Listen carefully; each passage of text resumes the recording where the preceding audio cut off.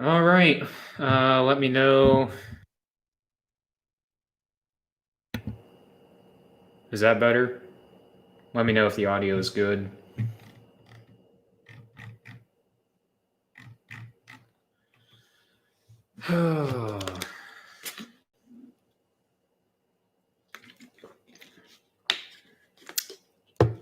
Yeah, just let me know if the audio is good, guys, and we will get going here.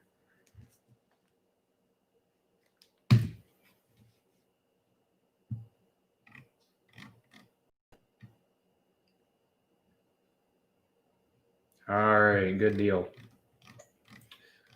Now I'm scrolling through a Martin Sullivan auction right now. It's kind of like a Maori auction. It's like I would say probably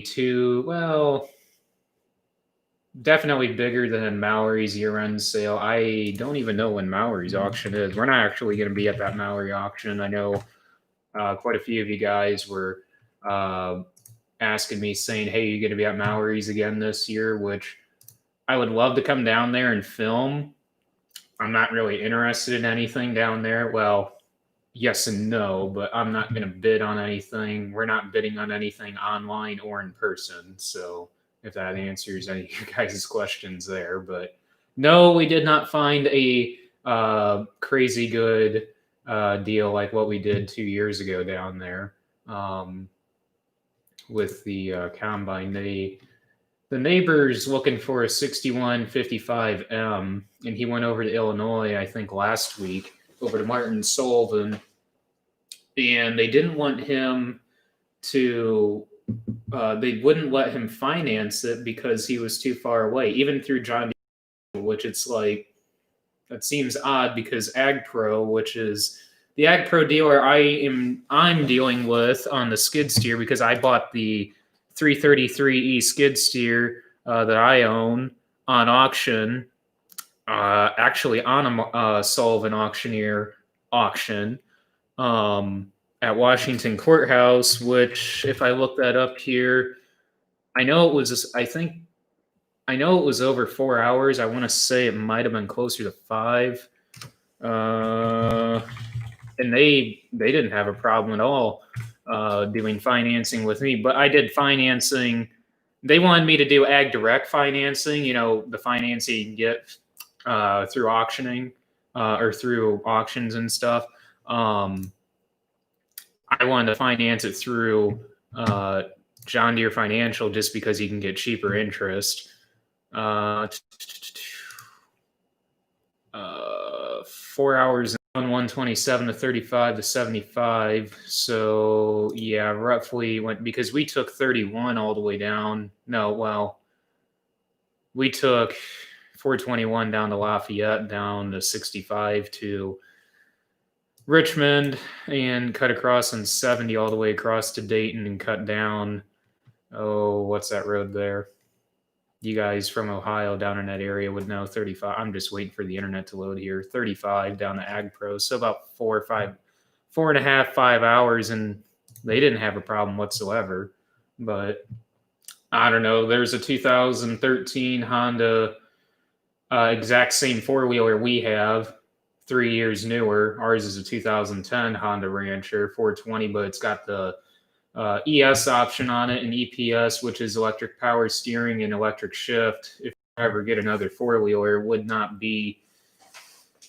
have electric shift. We've had a boatload of problems with the electric shift. It would literally get in the float range. Some of you guys that have Hondas with the electric shift know what I'm talking about, and you got to get the wrench out to go down to where the foot shifter would be and either pop it gear or literally have to shift it and rock the four wheeler and get it back down to neutral in order for it to shift again. So I would not recommend unless they've changed and redesigned it. But from blog posts that I've even read on either the Foremans or the Ranchers, even 2020s, it doesn't sound like they fixed it. So if you're looking at a four wheeler and a Honda, which we like to run the Hondas, definitely look at getting the foot shift unless that's your personal preference of running the electric shift. I don't know if they make a foot shift with a electric power steering option. I don't know. Um, we've got a Honda 300 4x, and that is, it's at least 20 to 25 years old, and it's got about 800 and almost 900 hours on it. This four-wheeler, our 2010, has about close to 500, and I think it's got, I can't remember how many miles. It's an insane amount of miles, but yeah, so we're on our second set of tires on it. But anyways, that's beside the point of what I'm actually just looking at on here. I'm looking for a 6155M tractor on here because the neighbor was looking for a 6155M, and like I was saying earlier, he went over there and they wouldn't let him finance it with him being so far away, and it's just like, that's kind of weird. I've never heard of that situation like that. So Dad was scrolling on this auction here. Well, that's a 6130. All right. And all right, so before I say anything more, I just found a 2020 John Deere 8R310, brand new, with how many hours? Where are the hours at? I could have swore when I saw this the other day. 7 hours. I thought I had 31. 7 hours. So, brand new tractor. 2020 John Deere 8R310. 42085 R34s on the front. And 480 R50s on the rear, which is pretty much standard. Michelin's front and rear fenders. Factory warranty till 2022 or 2,000 hours. That's insane. That's absolutely insane. Power shift transmission, so it doesn't have E23. Wow. I would say that's it looks like a pretty base model as far as like, well, let me see here if I can see like what signature, it's got the integrated globe on it, so they do have that. Yeah, it is power shift. It's got leather seats. Right now the bid's at $251, but I'm pretty sure that would have came from, well, it's from Hamilton, Illinois. That would easily have to come from a dealer. I'm guessing maybe Sloan's. But so back to the tractor, they wouldn't let him finance it, and Dad was scrolling on here on the auction, just to browse it, because us and the neighbors have all been talking about all the equipment that they have on here, and I guess Dad just wanted to scroll through and just see what things look like on there, and he said he found a 6155M with the exact same hours, literally to the T exactly what the neighbor went and looked at, and it even says contact Martin Sullivan dealer that he went and looked at it. And I'm like, well, odds of having two of them exactly like that are very slim. Obviously, there was a reason they wanted him to pay cash on it, because obviously they didn't tell him that they were putting it on auction, and he's going to call him up and say, dude, we found your tractor on auction. You might be able to get it for a heck of a lot cheaper, depending on, how it goes on auctions here, because you really never know anymore on online auctions. So, oh, that's a 6150. I'm going to keep trying to find this. So, yes, we are, I guess you want to call it, expanding the farm. So there is more than likely, we're going to be going and picking up a couple of new, at least hopefully one, if not both, couple new purchases here. And I'm not going to say anything more than that. For those of you that follow me on Snapchat and Instagram, have a better handle, or have got it a little bit more narrowed down as to what it might be. So I'm not going to say anything more than that, but there is a couple of new purchases in the works. One of the biggest things, what I mean by expanding the farm is, though, besides these new purchases, which is definitely going to help expand the farm here. 2017 S680. If anything, if we were to ever get a different combine someday, I'd like to get a 700 series, but current bids at 132,000. It's got 2-wheel drive, which honestly, if we were to ever get a new combine, I mean, our combine's got 4-wheel drive on it or rear wheel assist. Honestly, I don't really see the need for it for us. I mean, we just got, the only reason that we got that combine was because it was one heck of a deal. So really, it doesn't matter to us with 4-wheel drive. Honestly, I think I kicked it on once, and that was the only time we kicked it on at all this year. And I was just going through a wet spot over at the river, and honestly, it just walked right through it like nothing, which that was good. But it's got 996 hours, 736 SEP, 750, your standard 750 65 R26 steer tires, 650s on the front. So your 650 straddle duals, 26. See, that's the problem. I mean, those have 26-foot unload augers. I would want a 28-foot unload auger, which is why I'd want to go to an S700 series someday. So they do have a 2010 8320R. So that is the 8R series cab on an 8030 series styling. Those are really nice tractors, and that's at 165,000. It's got probably about 2,000 hours on it. Where are the hours? Come on, show the hours.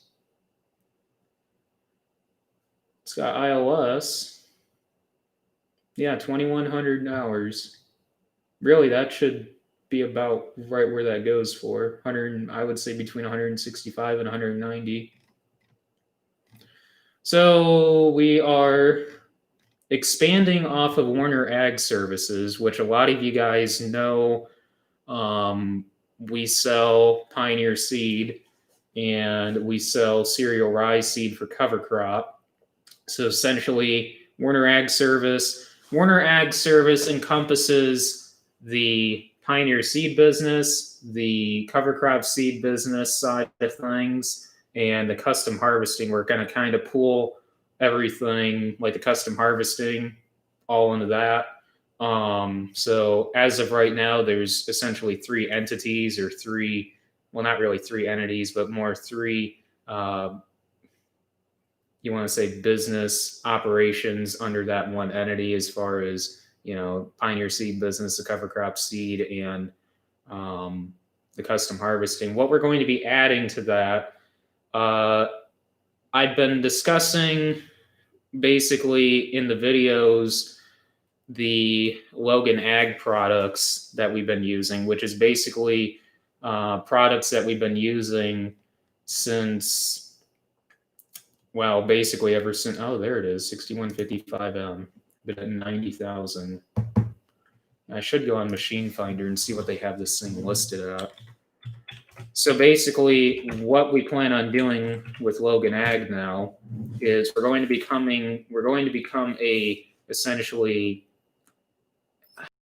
So all of the products that you've heard me hint about, like in the videos, such as the Premier, or furrow, which we call the pink stuff, which is technically not pink anymore, but it's kind of a weird explanation as to why we call it the pink stuff. Originally, I guess back in the day when it was first formulated, back when we first started working with these guys, and this first all came about with the in-furrow.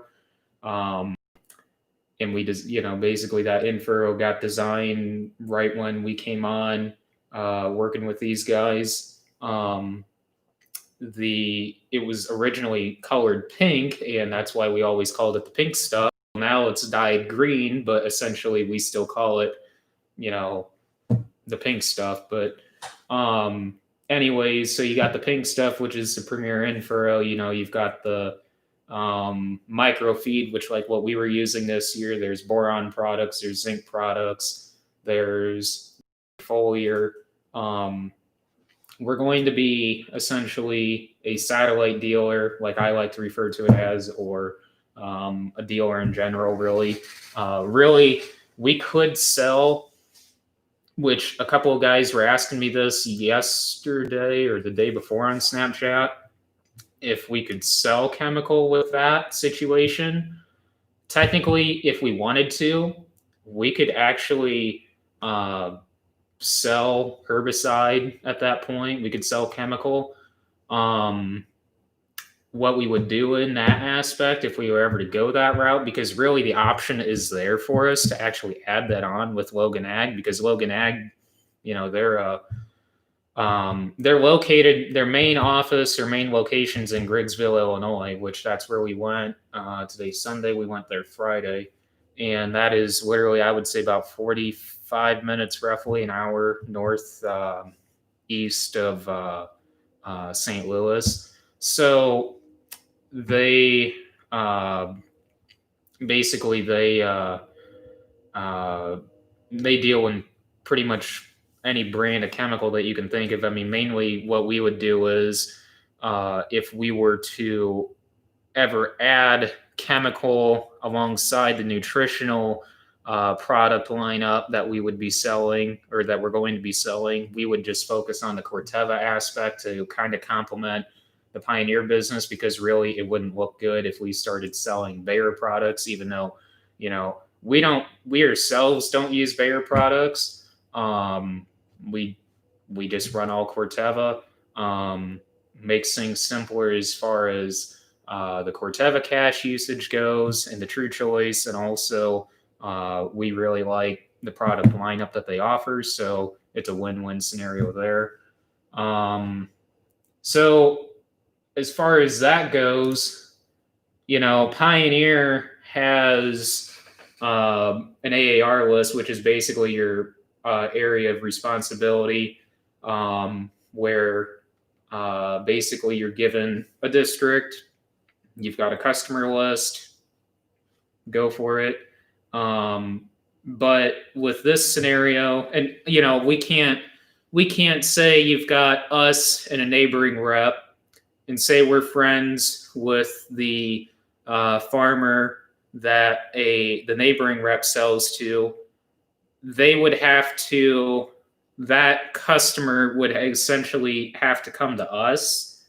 We can't go to them because they're already buying Pioneer seed from another Pioneer rep. So it's a way that Pioneer does a great job protecting sales reps that way. That way, a sales rep just can't come in and just take another Pioneer rep's seed business, which is a really cool way of how they do that. But with this scenario with Logan Ag, we've essentially got a clean slate. We can deal with anybody we want. As far as customer list goes, we can deal essentially with anybody. There's really no boundaries for this. So really, if any of you I'm not willing to travel 7 hours for product. I hate to say that, but I'm not, for as of right now, there's no way I'd be willing to go 7 hours to, deal with product. But what I'm saying is if any of you guys would be interested, in seeing, like, working with us on product, I would be all for that. I guess just get with me. We're going to be kind of working on this here January through on out, I guess. We're going to basically kick this off in January. We just got the okay on this on Friday. So basically it's like a good 4-hour meeting, just sitting through and getting everything squared away. So if any of you guys are interested in Logan Ag products and have, watched the videos and want to learn more about, like the soybean side dressing, the microfeed in general, like what we've been running in more detail, Even though I've kind of discussed that in the videos a little bit, this is kind of the route that we're going to be taking here. So basically, besides the seed business and the custom harvesting and, cover crop, if you want to rope that in separately, we're going to be a Logan Ag satellite rep or dealer. So that's going to be a really cool thing. Like I said, there's a basically it's more, these products aren't like, it's not like generic as far as starters or, like a 1034 or just a generic in-furrow or a generic foliar or your generic micronutrient blend that you're just going to throw out there at side dressing. These are pretty extensive products as far as what they're going to do for you. That could, some of you guys are probably just saying, well, that's just a salesman and him just saying that. Well, there's a reason why we've been dealing with these guys since 2011 or 13. I can't remember which year we started working with these guys, but put it this way, they've taken our yields to the next level. Now, some of you guys would say, well, why haven't you been on the National Corn Growers yet? Well, we're getting there and we're getting pretty close. Put it this way, we should have entered this year and we would have placed in the top 3 in Indiana. But, it's just a matter of working our way to that point. It's a coulda, woulda, shoulda scenario when you start going through the field and saying, man, I should have entered back in, August. But so I guess that is what is happening on the farm. There is going to be a lot of exciting things coming up here with that. As far as like videos go with that, I might segregate some stuff as far as like a member only type scenario where I talk in depth on fertility and fertigating and stuff like that, stuff that I don't want like all the videos I don't want, I'll kind of restrict access to those videos as far as like being like a member only scenario to that situation. If I decide to go that route, I'm not sure yet. I don't know. I haven't really thought that far on that. But that's kind of where we're going to be taking this. So this will be really fun and really cool. The new purchases, if we pull the trigger on them on Tuesday, they will be here on Tuesday. So that is going to be hopefully a really good deal. I'm really hoping, because I found this deal and this was kind of a real quick, short minute thing. And we just about lost the deal, put it that way, because of how fast these things were moving. So when you guys watch that video and I tell you guys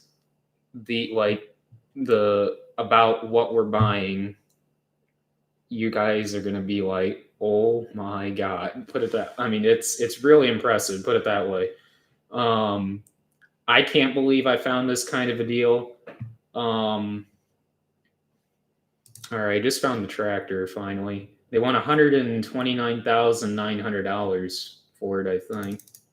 And right now it's at $90,000. And it's got less than 15 hours to go. I think you could get it for a good, at least cheaper than what they want it. It looks like a really nice tractor. I don't know. So it'll be really fun with that and the Logan Ag dealership. So well, Prairie, I can't really say. I mean, I put it this way, I really can't say anything more without telling you guys exactly what they are. So what auction am I looking at? I'm looking at Sullivan Auctioneers, No Reserve Dealer and Farm Auction. There's a day 1 that ends tomorrow, and then the day 2 ends on Tuesday. So are you still looking for a bigger grain cart? Well, I'm always looking. I was actually looking last night just to see what's out there. Um, I don't think we're going to be doing anything on that regard for a couple of years. So it would be nice though. Really, the problem is with that, we're going to be having to put new augers in that, both vertical and the horizontal unload augers in there here probably within 2 years. It's kind of like the vertical till. Some of you guys were asking me, would you update the vertical till? Well, it's kind of that scenario where we're getting down to, we're probably about 65% wear life left on that vertical till. So you're kind of looking at, it's like, well, you've got about a couple more years scenario as far as blades go. Either next year or the year after, we'd have to basically replace all the blades, the rolling tines, and I don't even think we really need to touch the rolling baskets, but we do need to fix that bracket in that arm that I broke on it. But we gotta just go over to Bain Welker and get that ordered. So, but I on the 2660 VT regard versus our vertical till, because I know I haven't really talked about that publicly yet on what my thoughts are on it. The 2660 VT that we got was, and we knew, like, our dealer told us it was wore out. We're pretty wore out, which I didn't know how wore out it was going to be. But when we saw it in person, I'm like, wow, they had the center tires so bald that the cords were showing, and they had them out on the wing wheels. They basically swapped the wing wheels and put them in the center, and the center tires that were now out on the wing wheels were already had cords showing on them. But I mean, that's mostly because they roaded that thing quite a bit. I mean, they roaded that thing from Monticello all the way up to Holland, and then Holland back all the way down to us eventually. So I mean, it was well used as far as road wear goes. The blades were pretty well worn on it. So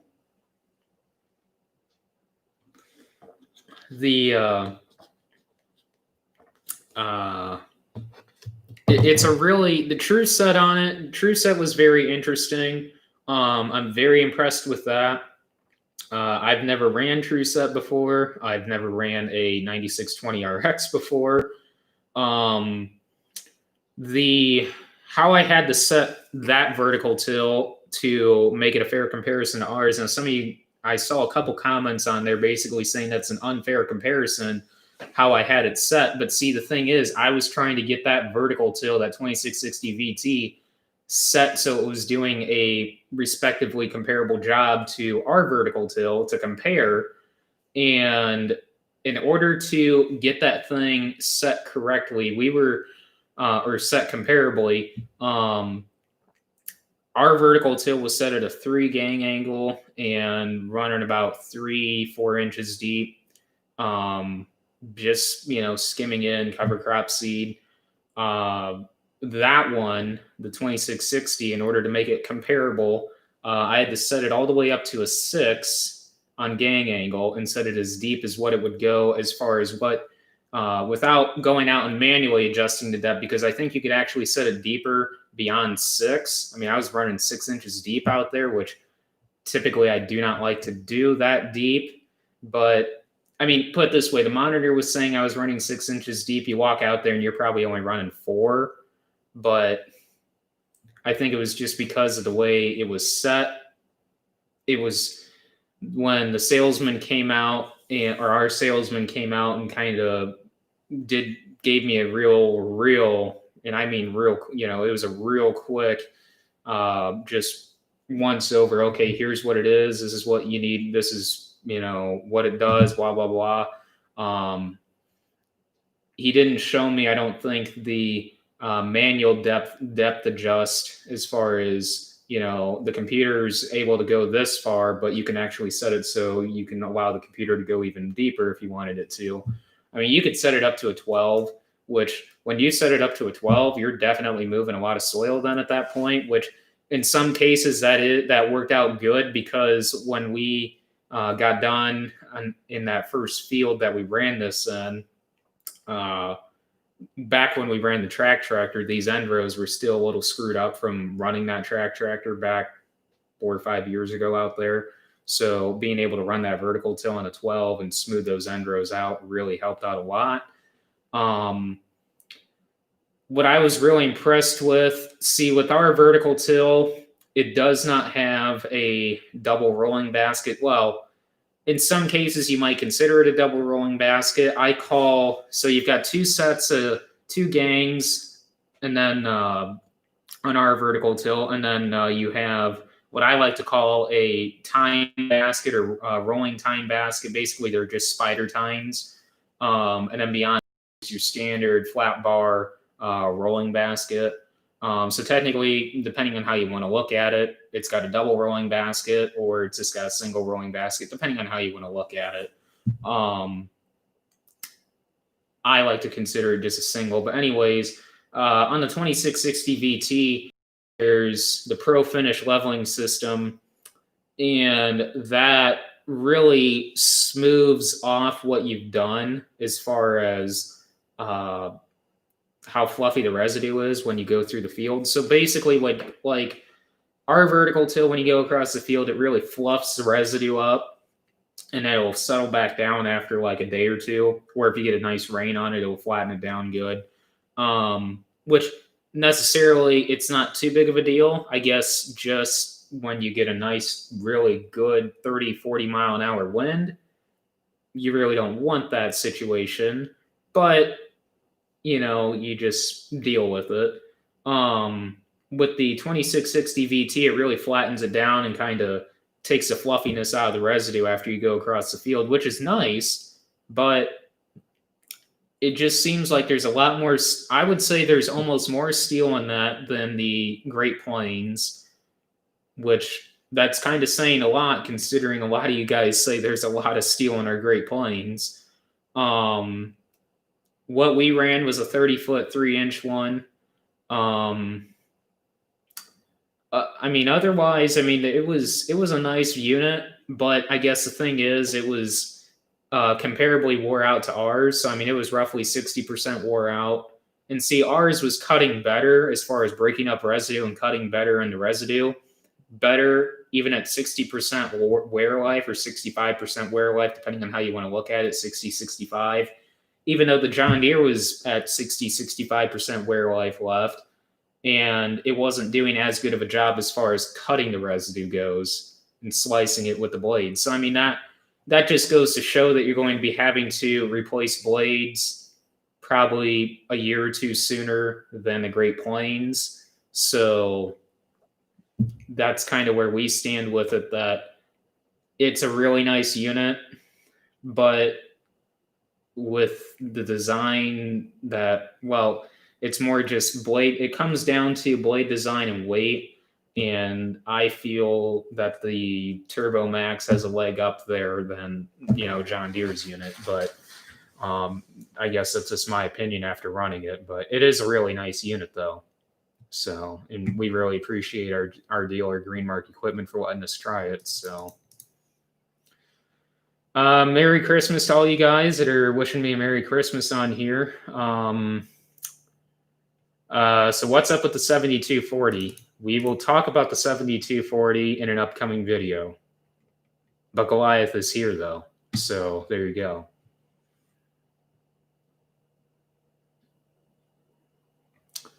Hello from Ken, Ohio. Did your dad buy that white truck from the neighbor? Oh, so the white Dewey F350 2011 with 130,000 miles, I want to say. No, we did not buy that because what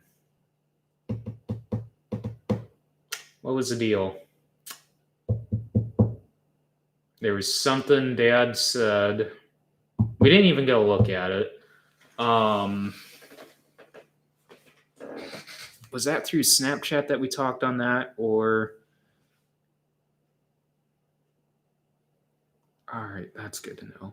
I'm working on a deal right now on a drop frame van trailer down in Peru, Indiana. Brad, where are you? There was something that we saw on it. Well, we didn't actually go look at it, but we heard about it. And where the heck is that message? Or did we not text about it? I swear we texted about it. There it is.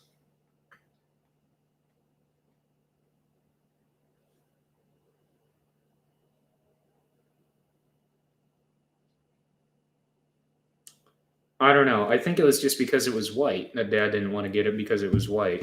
Yeah, I can't remember because literally it was a 2011 6.7. I mean, which we have a 2011 6.7 F450. That's what the green truck is. I mean, we've had, see on that truck, it does have DEF. We've had to replace the heater pump on it for the DEF, which some of you guys are like, just delete it. Well, the thing is, we are going to, I gotta tread carefully here, because so we are going to modify that system, and we were waiting until the warranty was up on the truck. We ended up not having to pay for the heater pump because they ended up breaking the heater pump when they were removing it, so that was cool.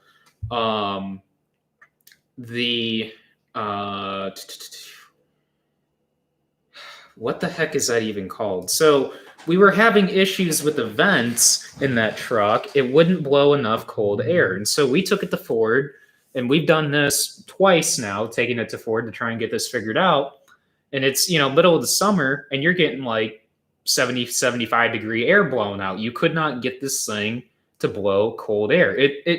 I mean, when we first got it, it blew decent cold air, but Dad's truck, which is I think a 2000 or 2000, I think it's I can't remember the exact year. It's either 2000 to 2002 F350. It's got 305,000 miles on it, I believe, and I believe he got it with 100 and around 130 to 140, I believe.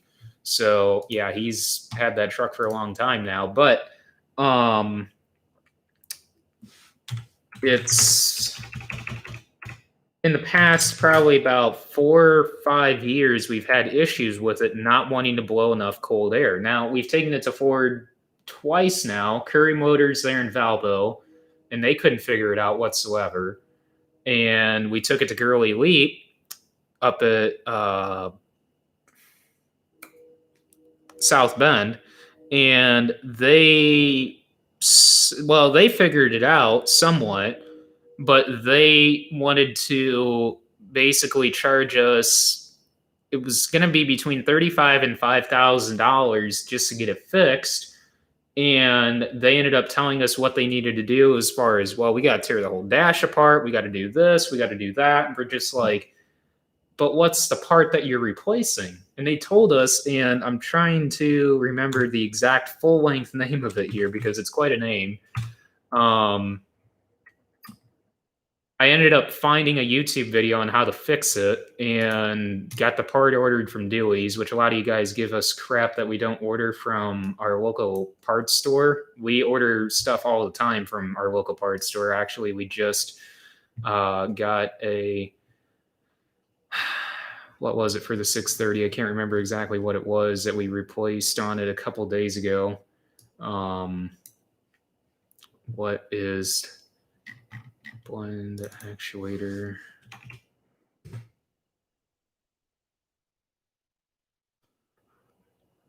Trying to think of a name, or trying to find a name here, guys. It's the blend actuator door climate control unit.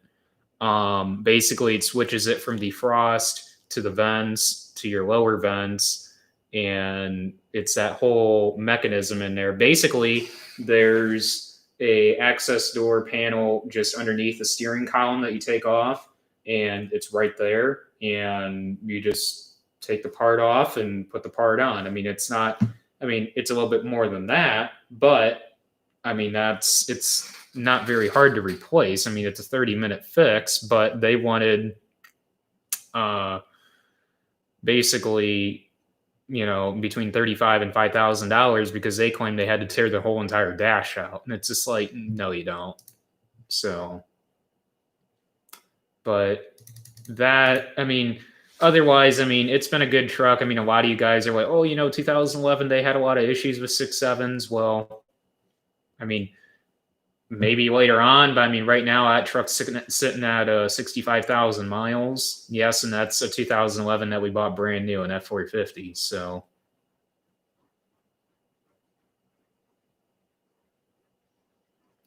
they've got that 7.3, which that's interesting for a gas engine. A lot of guys were hoping, including I was really hoping that they were going to bring back the 7.3 and run it alongside the 6.7.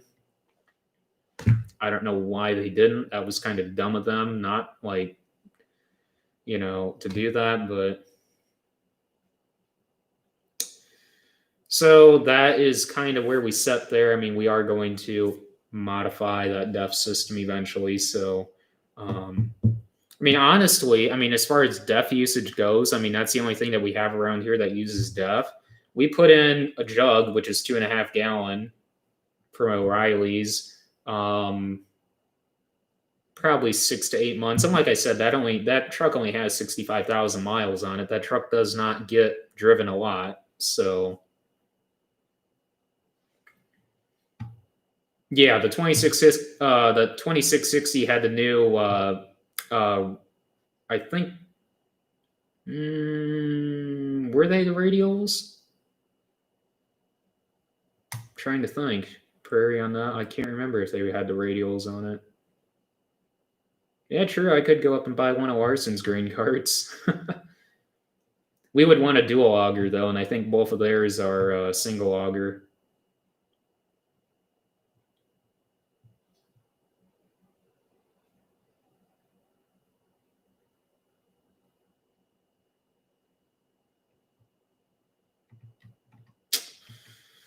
Yep, so the 7240 case combine, we'll be talking about that in a future video. I will have a video out for you guys tomorrow, Wednesday and Friday. Basically, we've been working on, this deal that we're going to go do on Tuesday, more than likely. Well, we're going down there regardless. Whether or not we come back with one or both or none is depending on what they look like, but what the pictures show, we're going to be bringing them both home, it looks like. But that deal just came about, but we've been working on another deal that's been dragging on for forever, and that's just because of the person that we're working with. It seems like it's dragging on, it seems like. But hopefully we've kind of got an answer to the point where we're not really interested. So unless something changes, we're not, that kind of came to a stopping point finally. As far as an irrigator goes, I know a lot of you guys, mostly the neighbors, have been quizzing us about basically what we're going to do down on Grandma's as far as an irrigator goes, because in the past couple of videos, or one video, I talked about when we were land clearing down there, an irrigation scenario of what we would be doing down there.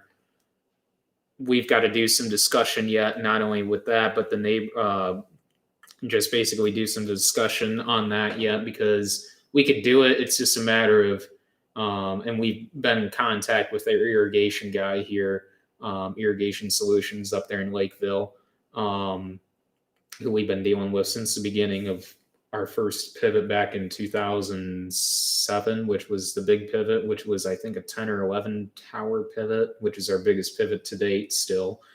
How we would go about doing that pivot, because you go around the house out there. There's a house out there, and you could use a corner system to go around the house, or we could talk to the neighbor and see basically, that lives in that house, if we could swing that pivot across his property, where, how far in is he willing to let us go, blah, blah, blah. We don't know, without talking to him yet. But We could put a corner system out there, but it's pretty expensive on a corner system, especially just for a 3 tower pivot. Um, we've talked with which it's kind of interesting on how those fold, how they're only leading and lagging. We didn't know exactly how they functioned, and it's kind of cool. We drew a pivot on another piece of property, and we didn't think that a corner system could be that efficient out there. It's really surprising when you start drawing it out and showing where that corner system folds, how efficient those can actually be. So that's kind of interesting for future reference, basically, on future fields someday, on where you could put a corner system and how economical they can be. I mean, really, corner systems I feel would work or be more economical on larger. The bigger the field, the better, because you're gaining more acres with that corner system, theoretically, depending on how the field's shaped. And the more acres you can gain with that corner system, the easier it is to pay for it. So that's why it's kind of like on a 3 tower system when you're only gaining, I think it only amounts to like 8 acres, 7 acres. I mean, is it really justifiable for a corner system? And some of you guys know how much a corner system costs, and it's like, yeah. Yeah. So that's kind of where we're at with the irrigator scenario. Obviously, we're not going to be doing anything with an irrigator, within the next week and a half. You got Christmas, my sister's birthday yet, which is actually on New Year's Eve, and then my birthday very close with, like, within I think, I don't know, a week. No, 2.5 weeks. Feels like a week and a half yet. I don't know, 2.5 weeks, I guess. So yeah, we've got that going on with the irrigators. At least just that one pivot down there. We don't know what we're going to do down there. I mean, we talked about drip, because the neighbor does drip irrigation or sells drip irrigation through Netafim, which I don't know how many of you guys on here actually do drip irrigation. Really, from what we've seen, you're going to have to put it on 40, if not definitely 30-inch centers instead of 60, for the tape to actually work. We could probably run the tape 8 inches deep instead of what a lot of guys are running, about 10 to 12, just because we're not doing any deep tillage.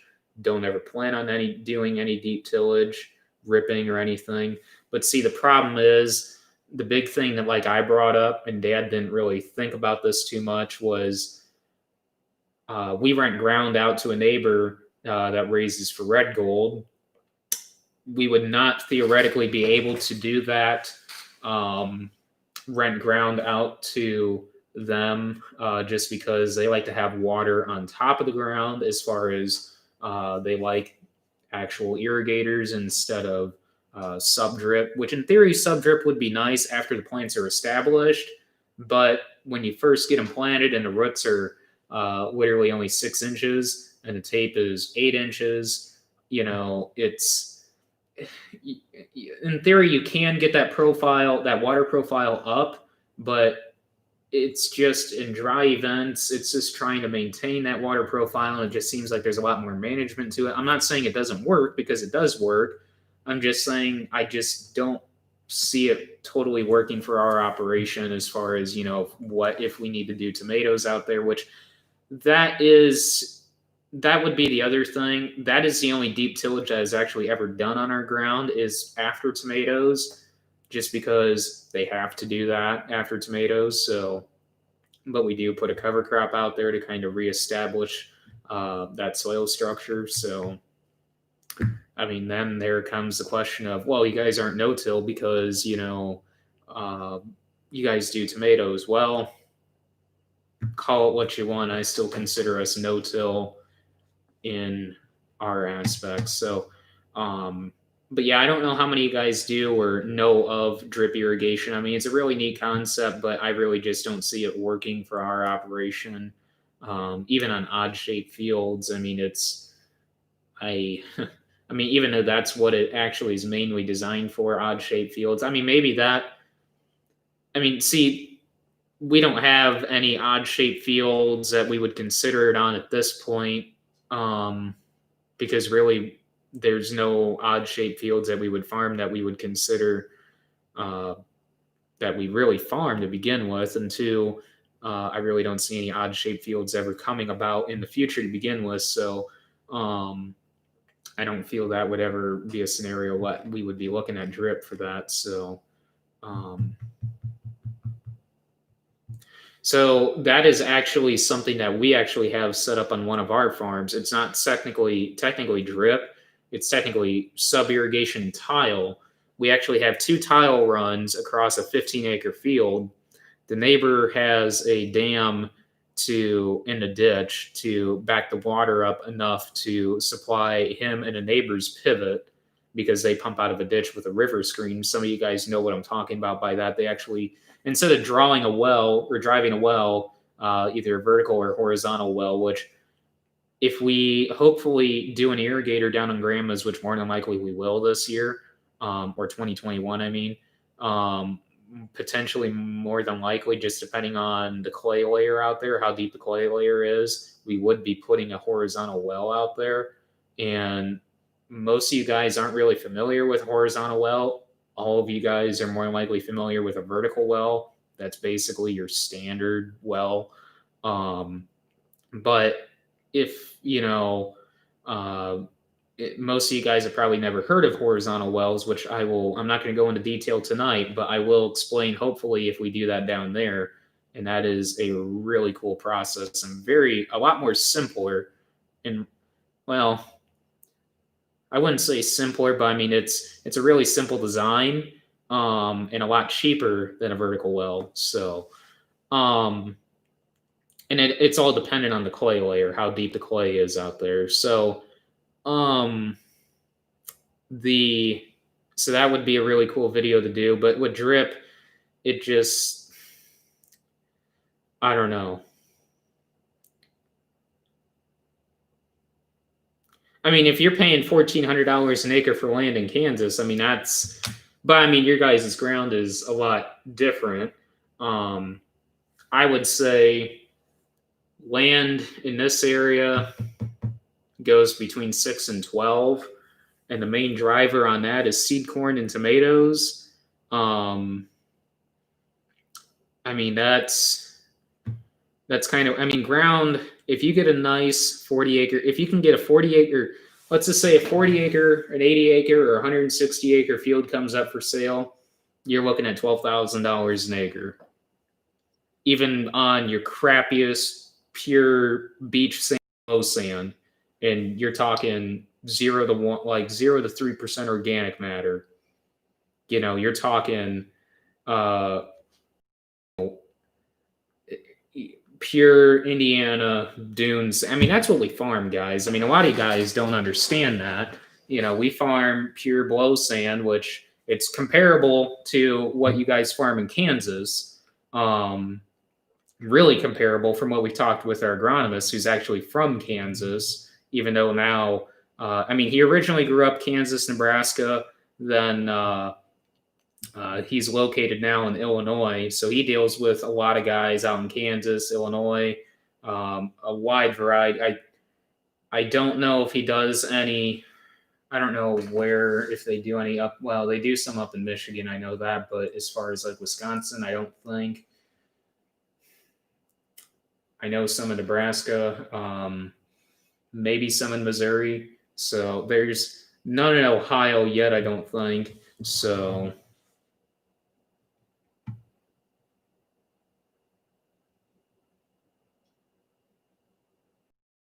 Yeah. No, that's good. Illinois is you could have worked that out any better. I mean, that's we drove through Illinois Friday and it's just like you look at the fields out there and you're just like, wow, it makes us look like hobby farmers out here. It's like, wow.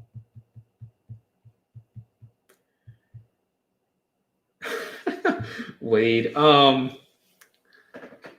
we had this discussion down at Logan Ag because it was actually really funny.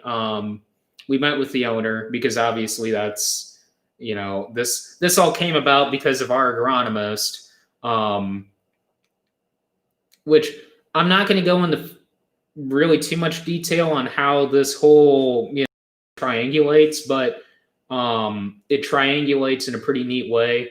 But our agronomist approached the owner of Logan Ag about this and kind of just gave him a brief detail. It's like, hey, this is what we want to do. And that's why we came down there to kind of, do the 3-hour meeting with him and say, all right, this is, what Brett wants to do. And Brett was there, our agronomist, and basically one of our agronomists. I mean, his dad was there as well, but it's a father and son situation. He has, I think, at least 3 sons that I know of. Roger does. And I think they're about 35 to 45. So really, probably some of the smartest people in the industry as far as ag goes and agronomy and the in-depth analysis of fertilizer blends. I mean, it's really impressive when they've worked with Stoller directly, and have done quite a few things that have shaped the industry quite a bit. So it's very, very impressive to work with these guys. I'm not going to go any more detail into that because it's pretty. There's some stuff on there I probably can't say, but we, after the meeting, we went on a tour of Logan Ag, which Logan Ag in Griggsville. Some of you guys are maybe from that area. Logan Ag in Griggsville. I mean, it blows all of our co-ops away. I mean, it puts all of our co-ops to shame what that dealer looks like down there. I mean, we've got Co-Alliance, we've got Stark County Co-op, we've got a Helena, which that's who we buy our chemical from, is Helena, and plan on continuing doing that for the next few years at least, it seems like, unless something changes as far as pricing goes. But as far as we know, I mean, prices are staying constant, at least from what we've heard there. So that's good. So, and we've been really happy with the service there. So we don't feel any reason really to change. And plus we do our tissue sampling with them. So, I mean, there's no reason that we need to change from them. So, and they keep us happy and they do a great job. So, so we went on a tour and I was really impressed all around with their dry setup, which eventually someday I would like to become self-sufficient in that aspect. And the way they had their dry setup was just awesome. They had, I don't know how much ammonia sitting there. I mean, the big thing out in Illinois is, fall apply or spring apply your ammonia and before planting. And it's just, there's hardly any side dressing. So you just see all the double tanks, he's showing us all the doubles and and we're just like, we've got 1,000-gallon tanks and you guys are running 2-3 times the size of tanks that we run. Wow. I mean, we knew they ran big tanks in Illinois and we knew the sizes that they ran, but it's just like, wow. Just seeing these tanks in person, you're just like, that's insane. But for you guys out in Illinois that run those tanks, that's just second nature to you guys. But yeah, we only run 1,000-gallon tanks out here. At least we ourselves used to. Now that we run 28, it's a whole different story now. But so we went on a tour and they, after we went through the dry building, we didn't go over to the ammonia. He just pointed it out to us and says, yeah, that's where we keep our ammonia. And there's some of our tanks, and we'll go over here and go into the our liquid tote building. And I wasn't really paying attention just because I was kind of looking around at the buildings. And he said, we'll go in this building. Ed walked in first, the owner. Dad followed him in. Brett was behind me, and I think Roger was kind of tailing behind. But we walk in this building, and Dad and I didn't really realize how big this building was. And I measured it out on my phone later Friday evening when we got home, and it's probably 100 by 200 building. And they had like when you walk in this hallway, if some of you guys followed me on Snapchat and saw that post of all the totes, I mean, there was at least 4 or 5 totes deep, and they were 3 or 4 high. And he's like, yeah, we go through a lot. We've got a lot of totes. He's like, what I mean by a lot of totes? He's like, I think that's what 3,835. That number says on there. Yeah, we've got about 4,000 totes, and he's like, that number right there is number 3,835, and I'm like, whoa. 3,800, take 4,000 times, 250, and it's like, that's a million gallon of product. It's like, holy cow. It's like, wow. So, but yeah, we went through their seed treating warehouse, and which that was really cool. Then we were walking up to the main building again, and I think it was the girl and her husband. I think it was her husband. I believe. I assumed from their Missouri branch was there, and she's like, "Hey, you guys are famous." And I'm thinking, she watches YouTube, and she's like, "No." She's like, She's like, "I know where you guys are from." She's like, "I can't." She's like, "I just remembered. It's the crop talk videos." I'm like, "Yeah." I'm like, "We starred in the first crop talk video for Logan Ag." So if you guys are wanting to check that out, go to, let me try and find this for you guys, that way you guys know how to navigate to this.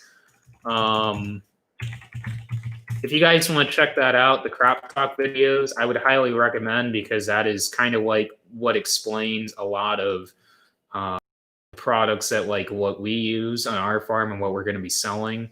So Logan Ag, not caps, what the heck? Logan Ag.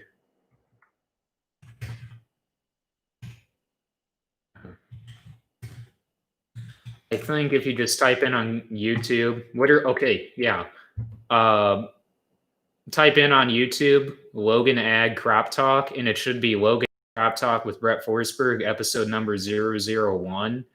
And that's the first video, and that talks about, I mean, we were only in one this year, but that's just mainly because of how they did the videos and stuff. I mean, we're going to be in a bunch more eventually here, but if you want to see in-depth analysis comparisons of like the Premier Zinc, the Premier Boron, the microfeed, the if you want to learn more about like the in-furrow trials that we did on our soybeans, actually, I should say we're actually in a second episode or 2 episodes. The first episode, the very first crop talk video we star in, but the third one, which is actually the second episode that we're in, episode number 003, which is actually the one that we're not in. We met with our agronomists, and they went out to the field and did filming themselves because we were busy. They talk about the in-furrow response on the soybeans. So if you guys want to check those out, just type in on YouTube Logan Ag Crop Talk, and you guys can check those out. So so she's like, "Yeah, I saw you guys in the crop talk videos." And I'm like, "Oh, okay, cool." She's like, "So you do YouTube?" I'm like, "Yeah, I do YouTube." She's like, "Oh, cool. My son, she's got, I think, a 6-year-old and a 9-year-old, I think." And she goes like, "Yeah, she's like, do you have TikTok?" And I'm like, "Yeah, I've got a TikTok account. I mean, I don't have any content on there, but I've got a TikTok."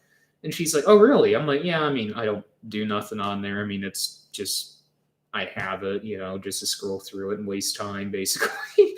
And she's like, "Well, there's this one guy on there, and he really cusses a lot." And she's like, as soon as my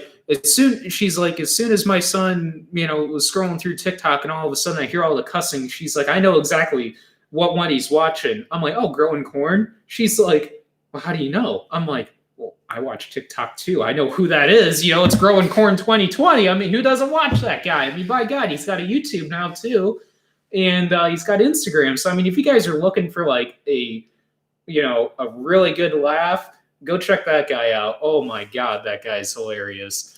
But so we got into talking about the YouTube, and she's like, "So you do YouTube? I'm like, yeah. I'm like, I do vlogging and stuff like that. And she's like, um, what, like, how many followers? I'm like, I think 23,000, close to it. I think, I don't know. I haven't really been paying attention. I'm like, it's between 20 and 23. Well, I just checked now. It's 22.6. And she's like, really? I'm like, yeah. I'm like, it's not insane, but like some of these guys, that have a couple 100,000, but I'm like, it's getting there. I'm like, it's slowly building. And she's like, well, do you have like, I'm like, yeah, I got Facebook too. I've got Facebook. I've got my own personal account on Facebook, and I've got the Werner Farm account. I've got the Pilot of the Countryside account on there, and I've got Werner Ag Service, which some of you guys don't know. Pilot of the Countryside, which has its own website also besides the Werner Farm website. Pilot of the Countryside is my personal drone business. I do filming for people, and I was actually doing filming for Pickrite, which is a company that does the tomato harvesting, makes tomato harvesters, and I had to go down to Wabash, Indiana, and do some filming down there for a guy, and I did some filming up here for Pickrite down in La Crosse for a neighbor, and which I gotta send him that footage. I said I would send him that footage just for him to edit and play with, but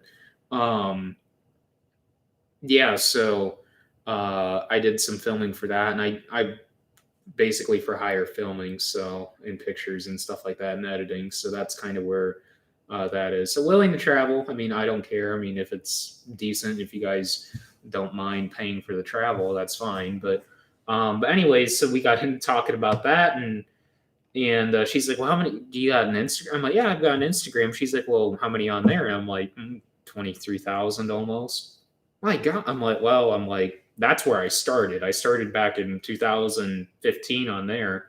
And, that was kind of a scenario where one of my friends was on my phone and he's like, oh, you need Instagram. And he downloaded it. I'm like, what the heck do I need Instagram for? And, it just kind of took off from there. So, but she goes like, why, she's like, you're the only one that's like in the videos. I'm like, well, yeah, I'm like, I mainly do the videoing and stuff. She goes like, well, why isn't your dad in like any of the videos? I'm like, well, it's up to him really if he wants to be in the video. I'm like, I'll film, like in the last video where, a lot of people were like, well, my God, your dad was so talkative, dude. That's like that all the time. I'm like, if I would grab the camera and, hold it and point and shoot at him all the time, I mean, he'll talk, but it's just like, I just had the FPV camera on and, I was just showing you guys while we were changing the hose and stuff like that in the excavator. And, I just wanted to have those snippets on there about like the hydraulic hose crimper. I mean, we've got one. We have a hydraulic hose crimper, but we're selling it. So so bringing that up, if any of you guys are interested in a hydraulic hose crimper, nice unit. I mean, we never used it just because our landlord wanted us to have it. And we said, if you guys watched the video, we explained, we were telling them it's just like, this is a situation, Barry's one of our landowners. I mean, that kind of helps clear things up a little bit there for you guys on, who Barry is. I mean, Barry's just one of our landowners that just comes and works with us, but he wanted us to have the crimping unit. Well, we said, sure, but he goes like, well, just pay me for it. And we're like, well, okay. So we looked it up and it's worth $1,500. So we were going to pay him for it, but then we got to thinking, it's just like we would have to buy a boatload of fittings and this and that and hose and have all of these fittings, because it's like the situation like on the excavator, that's a specialized fitting. We could go buy the fittings and make the hose ourselves, but the thing is, when you break the hose and you don't have the fittings and you're going to the same place that you go and get the hose made to get fittings, just take the hose and get the hose made. It's just a lot simpler, and they don't charge you to make the hose. At least if they do, it's very little. I mean, when I got the hoses made for the skid steer for the grapple, they charged from what it shows on the bill, at least the only thing that we can see that how they charge for the hoses, unless it's just built into the cost of the hose, $7. And we're like, why, screw around buying fittings? You'd have to spend a couple $1,000s in fittings and hose just to make sure that you cover all your bases. So if a worst case scenario were to happen, you have that specialized fitting. So he said, all right, just sell it. So selling it for our landowner, $1,500, messaged me. It's listed on Facebook. I don't know if the price would be negotiable or not. I don't know. Hit me up. I mean, it's on Facebook Marketplace. If you just search, I don't know, Parker hydraulic hose crimper, probably it's you'll probably find me on Facebook.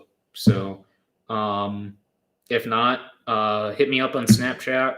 I'll post my Snapchat and stuff down below or in the comments here in the live stream. Same for my Instagram. I mean, it's the exact same thing, Werner_farm. So if you guys are interested in that, hit me up on there. Email me. My email, I don't know, I've got like 6 different emails. I'll just give you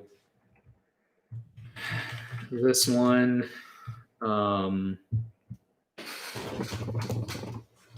Hold on one second here. I got to remember exactly how this email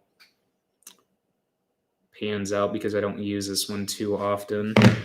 But yeah, if you guys are interested in a hose crimper, I mean, I'm not shipping it, put it that way. It'd be insanely expensive to ship. So if you guys are wanting to meet me in person, as far as coming here, that's fine. I'm not meeting somebody halfway somewhere. That it's not that situation. I'll, it's here at the farm. Come and get it. So for $1,500, I'm not saying come and rob me. Did you guys ever get the anhydrous applicator bar sold? Yes, that was a done deal back in August. The guy finally came and picked it up last week though, so that's good. Fine. So no, so that's how confident we were in the Y drops. We sold the anhydrous applicator before harvest. So I actually wanted to sell it back in May, but Dad's like, yeah, let's just kind of see, what kind of goes on with these Y drops. So Tom, let me ask you this. What's considered, I mean, I'm not being a jerk or nothing because I mean, a small farmer in certain aspects because can be pertained in different areas because I was talking with somebody down in the Vincennes area the other day. Some of you guys maybe know who I'm talking about. And he goes like, yeah, a small farmer in our area would be about 2,000 acres. Now, a small farmer in our area is like a couple hundred acres. I would say the biggest farm in our area, I mean, biggest, and I'm talking, 3 county wide, bubble, probably 30-mile radius here, 10,000 acres, I think they farm. So there's a couple 5,000, 6,000 acre operations. There's a decent amount there's quite a few 2,000 to 4,000 acre growers. And I would say average is probably about 1,000 to 1,300 acres, average size. So cleaner combine specialist, that is hilarious. So, but yeah, I'm just curious because it's just like you look at some of those fields in Illinois and you're like, that's a 400 acre field easily. I mean, we went across 72. So, I mean, we've been, which I've never been across on 72. Dad's never been across on 72 in that area, like through Springfield, unless, it was a long time ago and he just doesn't remember. But we've been, I mean, our frequent area that we travel through Illinois every single year would be 57, obviously, down to Gilman and cutting across on, what's that road that goes through Melvin and Gibson, going through all the H&W dealers and stuff down through there, down through Farmer City, down to Clinton. So which that's where we go every winter to meet with our agronomist down in Clinton, Illinois. So a couple years ago, I mean, when we went and got the Yetter head cart, I mean, we took 136 or took 57 down to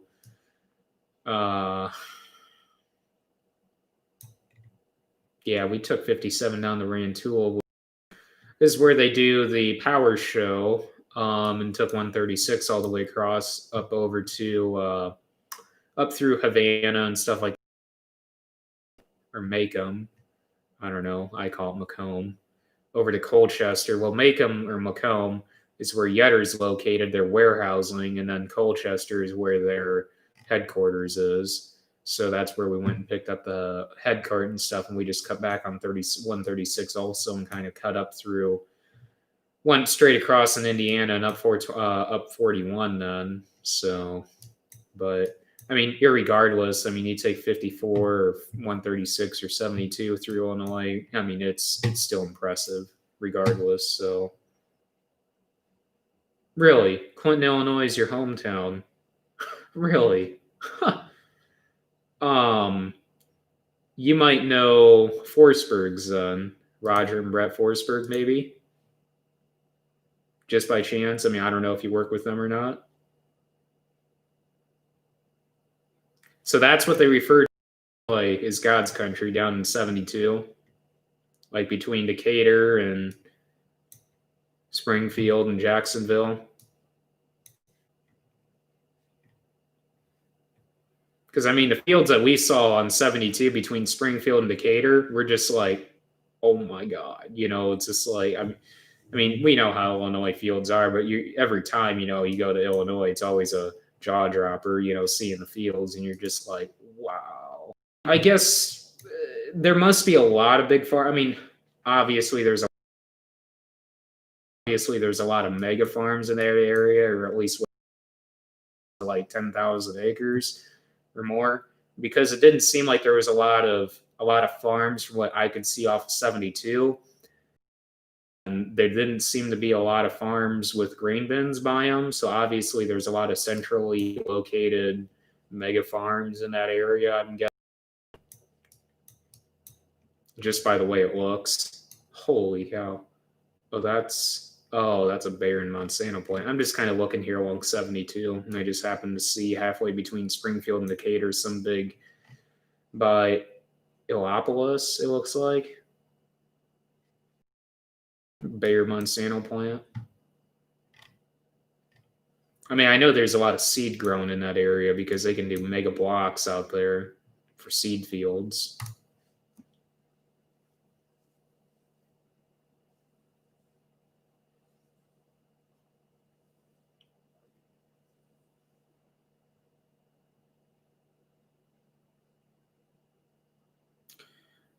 So it's like, are you referring to like product Browntown, or are you like referring to who do we have? Like, how do we apply or dry, or what?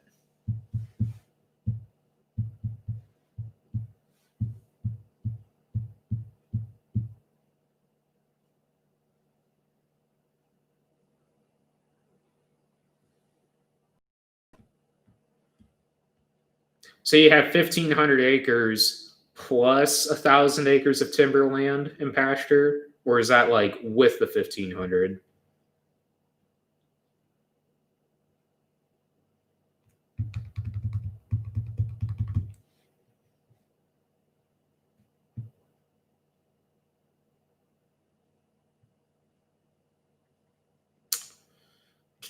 Just scrolling back up through the comments here.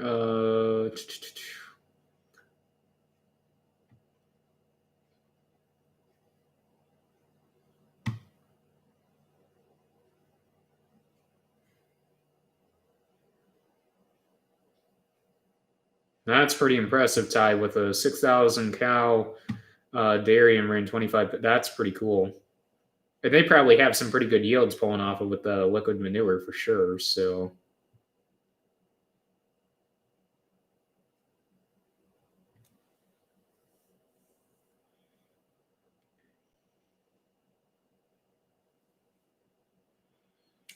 Have we thought about upgrading to an 8R? Sure. it's kind of one of those things where it's not high on the list. I'll kind of explain our outlook in the video I'm going to film on Tuesday. That video, let me get you guys a outlook here. Let me pull up. Let's go to YouTube vlogs 2020. What video am I on? I have all my videos organized. So I've got two 20 terabyte drives, which some of you guys know what 20 terabytes is. It's 20,000 gigabytes. I've got 40,000 gigabyte hard drive, or total 40,000 gigabyte hard drives, two 20 terabyte hard drives, so 20,000 each, that I store all my videos on, and footage and invoicing and farm plan data and stuff like that on. So and then I've got 10 terabytes hard drive space on my computer here. So I've got 50 terabytes of data on this computer setup. And that's not including the two SSDs I have. So what I did with the SSDs, some of you guys are interested in this, some of you guys might not be, and might not even know what I'm talking about. But an SSD is a solid state drive. Basically, it's just a hyperized, just for easy explanation, it's a hyperized version of a hard drive, a lot more compact, and it attaches to the motherboard.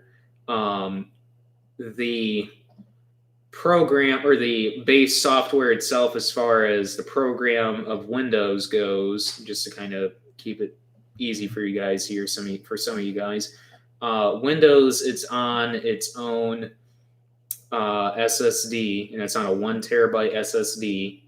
Yeah, it's on a 1 terabyte SSD. Then all of my programs like Adobe, Photoshop, Affinity Photo, Office, any other programs I have on here. I'm trying to think.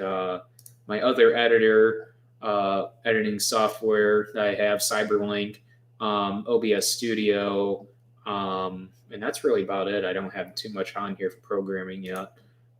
Is all on its other SSD. So I've got two SSDs, one just for the programming, base program for Windows operating software for the OS, and then the other SSD, which is 1 terabyte, is all the programming. Yeah, so I've got 2 terabytes, 10 terabytes just for hard drive space, just for, documents and stuff like that on the computer. So that's all separate from the programs and the operating system SSDs. And then my 2 G-Tech drive, 20 terabyte drives. So I've got, technically, when it's all said and done, 40, 50, 52 terabytes of storage. Yeah. So this was a very expensive setup that I built. So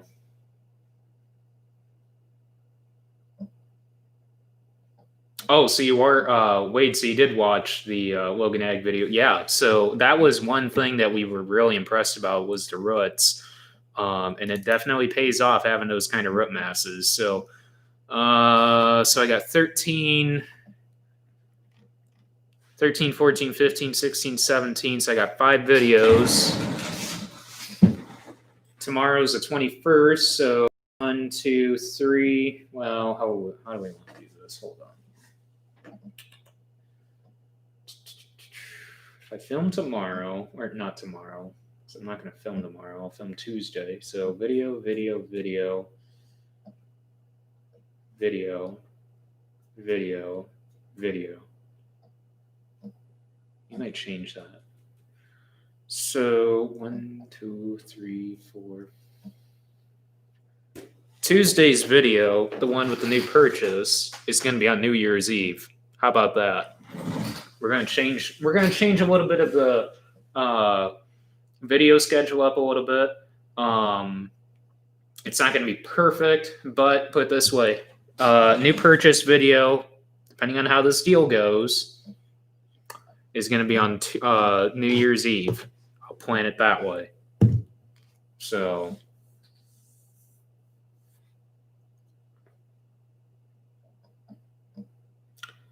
The programming,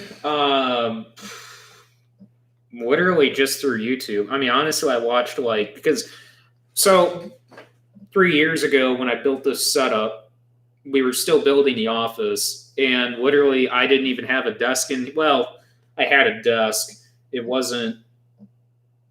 Did I have? Yeah, I had the desk, I think. Um, and I literally had a table. No, I didn't even have the desk because I had a table. I had probably an 8 foot table in here, and my desk was all stood up in the corner here. And they just brought in the cabinets, and I'm like, all right, I want to get my computer set up. That way I can drop it, drill the holes for my cables. Well, actually, no, they when I that was the thing with my desk when they custom designed these. I was able to tell them it's like, all right, I need you to notch a hole here, and a hole here, so I can run cables down because I don't want to drill holes. Make it clean. And see, the thing is, a lot of guys ask me about the TV. When I first was designing my desk and laying it all out as far as outlets go, there's actually two 4-gang boxes in there. I'm trying to get it so I'm pointing to it.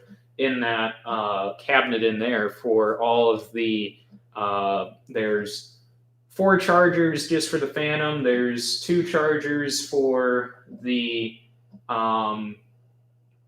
Mavic. There's 1 charger for my Crystal Sky monitor. There's 4 chargers for GoPro batteries, and then an extra cable for anything else like Loom cubes and stuff like that I want to charge. So literally everything's all recessed in there, real nice and tight. I mean, if you look back there, there's a lot of cables, but I mean, it looks slick and clean. But when I said I wanted to put a TV up there, the first thing Dad said was, well, you know, if you're going to have your computer over here, you're just going to have to run an HDMI cable. And I'm like, well, yeah, I don't want to have an HDMI cable literally hanging, you know. And I'm like, well, if I put an outlet, you know, because we were still in the planning phase as far as the offices go, as far as, you know, all we had was a stud frame wall here. We didn't have, you know, OSB run or anything, because that's literally what's on these walls. There's OSB. There's drywall in the other part in the meeting room, but we ran OSB on this because, you know, we put metal and we put the wainscoting down at the bottom. So there's no reason to run drywall and then drill and cover that all up. You know, it's why spend more money on what you need to, you know. So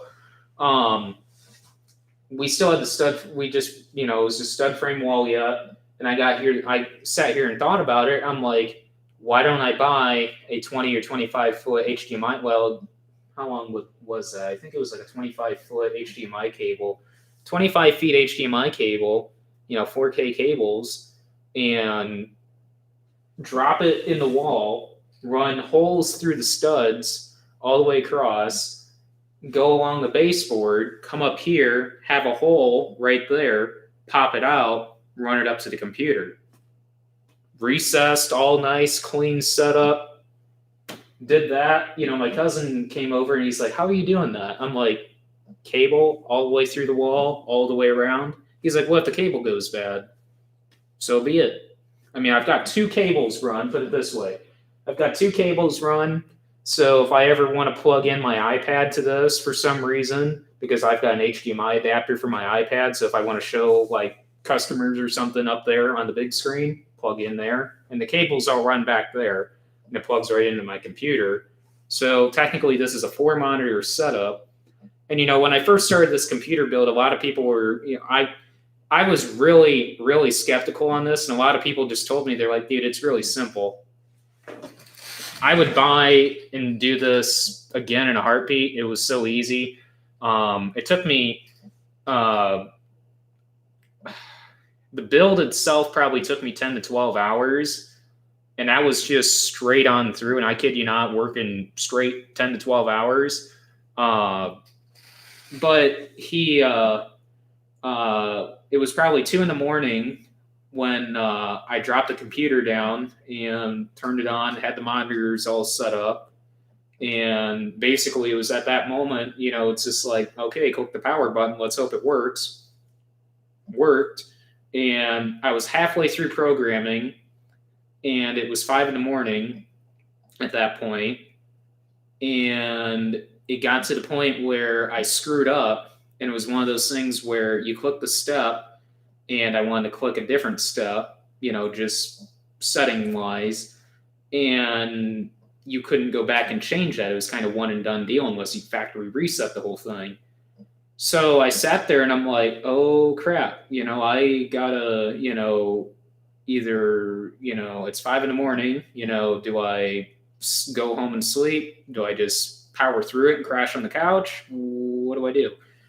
So it was literally an all nighter at that point. I decided it's like, you know what, just power through it. I've got it fresh in my mind, factory reset it, 7 o'clock in the morning. Dad rolls in. He's just like, did you even sleep? I'm like, no, I literally just built my whole computer and had to reprogram it. So, but yeah, that was a 14, 15-hour project on this. But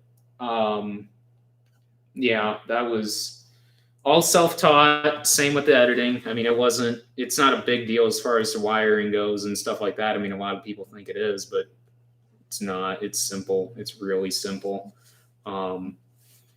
But yeah, so New Year's Eve, that's when you guys want to know about the new purchase video. That's if it all works out. So,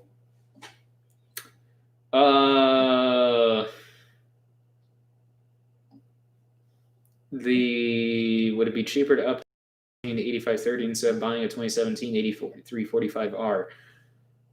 I wouldn't buy a 2017 8345R unless it was a crazy, stupid good deal. As far as updating technology goes, I don't know really at this point what we would update as far as in it. You could add a Gen 4 if you wanted to. I really don't see the need for it right now. I don't know. We've got MTGs on the Combine and the 8530. And that was through the Granular Pioneer deal where you can get the voucher program. I'm not, put it this way, if we were to ever, when we upgrade tractors or add tractors in the future, 5 to 10 years from now, we're looking at, 5 to 7 year old machine at that point, with basically, I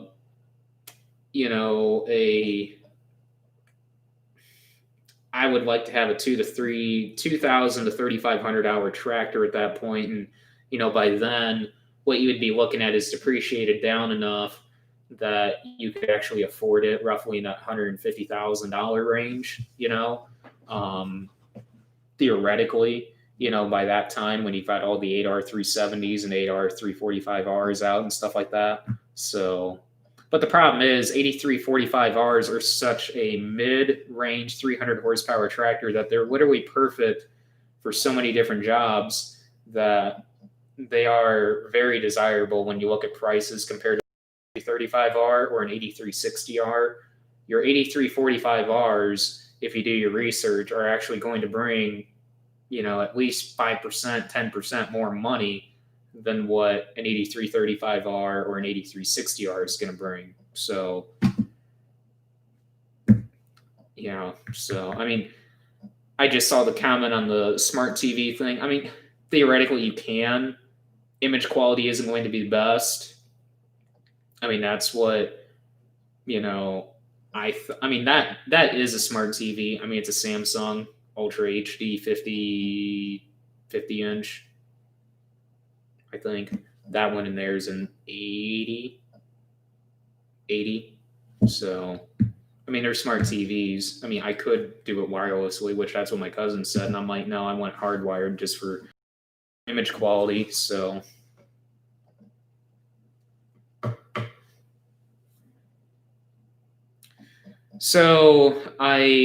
with the 8345R thing, I mean, I don't know. I mean, that would be something for, a 5 to 10 year down the road type deal thing. I mean, a 2017, yeah, 2017 would be nice, like, 5 to 10 years from now when it's affordable, I guess, at least for our aspect, or what we consider affordable. So, because I put it this way, I'm not going out and spending 200 plus $1,000 on a tractor or a planter or, on a sprayer. I mean, our dealer wants us to upgrade sprayers. And at this point, if we do this deal on Tuesday, that sprayer is completely out of the question. So that is where we stand on the sprayer, because I know we talked about the sprayer in the past couple of live streams, actually, because a lot of you guys really want us to go to a newer sprayer, like we talked about like a 120-foot boom, why we would go to a 120-foot boom to do tram lines with a 40-foot bean planter. But see, with the 40-foot bean planter, that is a scenario where if we were to do a 40-foot bean planter, we need to do the sprayer, before that, because if we do a 40-foot 15-inch row bean planter, it wouldn't quite, it would work, but not for right out of the gate how we would want to do the tram line. So basically, we would, if we were to do this, we want to do a sprayer purchase first with 120-foot booms. So basically, that narrows it down to, if we go with a John Deere, an R4045, or and I'm just going off of standard boom widths. I'm not going off of aftermarket boom widths that you could do like on an R4038 aluminum boom scenario. But standard factory boom, an R4045 and a 4940, a 4930, or 4920 scenario there, which personally, with just the hours that's on those on Tractor House, from what I've seen, like a 4920 or 4930, both of those would kind of pretty much be out of the market for us. And see, the problem is, we would consider like a 4940, but things where I've talked to a lot of guys and they're kind of like, just spend the extra money and go to like an R4045. But see, the problem is the price gap between a 4940 and an R4045. It's kind of like, give it another 5-10 years. Well, not 10, but this way we're going to have a different sprayer before 10 years. But give it like another 5 to 7 years, and that R4045 market is going to look a lot more appetizing. So that it's kind of like one of those scenarios where the dealer has one. He really wants us to get this R4045, and I feel he's 30,000 over what it should be listed at, because it's not coming with floaters. It doesn't come with a globe. It doesn't come with any activations. And with 2,600 hours, it's like, that's kind of a little high. So that is kind of where we stand on a sprayer aspect. I mean, even if we don't do this deal, I really don't know if I'd want to do that sprayer deal, just because of the fact it has that many hours on it, and knowing longevity wise how long we would want to keep the sprayer is kind of like, well, you look at about 200 to 250 hours a year on a sprayer, multiply that out, X amount of years, you're looking at, granted, I mean, you can keep a sprayer as long as what you want, as long as you maintain it, but it's kind of like, depreciation and stuff like that. But I mean, longevity wise, I mean, it doesn't really matter for depreciation for us, really. I mean, we've got 1982 4650. So I mean, for I don't know, 1994 4630, 1976 4430, not entirely sure what year the 4230 is. It's late 70s 4230. That's what the sprayer setup is. So I mean, depreciation there at that point doesn't matter. So everyone is so willing to spend your money. I know, the dealer is all the time. He came over here last week, our salesman did. He wanted, I think it was last week or the week before, and wanted to basically just check in with us, see how things are going, and just kind of jab at us about the sprayer and stir the pot a little bit there. And we he saw my Facebook post about waxing the Starfire 6000 globe, and he's like, "Hey, I know you guys have a Starfire 3000 globe." I'm like, "Yeah." He's like, uh, "I can't remember the program because I don't really care because I wasn't really planning on upgrading to a 6000 globe this year, really." But they're hurting for Starfire 3000 globes, something fierce. And I think it's just more of a marketing gimmick, partly to get me to move Starfire 6000s, because it's funny that, you know, they would want to sell used Starfire 3000s for $3,000 or $2,500 when why wouldn't you just spend the extra $1,000 and get yourself a brand new Starfire 6000 at that point? That's just my opinion. But I think mostly it's just a marketing gimmick, but also just because he wants some Starfire 3000 inventory. So it's just kind of one of those things where, I wasn't really listening. It was just one going in one ear and going out the other, just because it's kind of like, I really don't care, Matt, because I'm not spending, a transfer activation fee and, $1,500 just to get a globe when this globe works perfectly fine. So, yeah, so which a couple of us guys on Instagram, we were talking back and forth about globes and stuff. And I mean, yeah, the ITC globes just went away. As far as auto tracking goes, we run an ITC globe on our sprayer, on, if you want to call it a sprayer. Our 19 late 70s 4230 with 60-foot top air booms on the front, 250-gallon saddle tanks, and a 300-gallon poly on the rear, so 800-gallon capacity with an ITC globe. We would run auto steer on it with an ATU unit, but it just sets high enough. What the heck? All right, that is weird. What's going on in the comments, guys? That's weird. So, anyways, so that was Dad's brainchild back 25, 27 years ago. So, still runs good. That's why, we're not really too concerned about that. Our 4045 over at technically it's still on their farm. I'm not going to say whose farm it is because it's not rightfully me to say who owns it currently, but you guys can go on Plymouth's website, or Green Market Plymouth right now, and check it out if you want. So, yeah, no thanks, Tyler. That is, you guys wouldn't believe like all the crazy, stupid comments I'll get, like that YouTube will literally flag, and I'm like, wow, just completely remove that. So,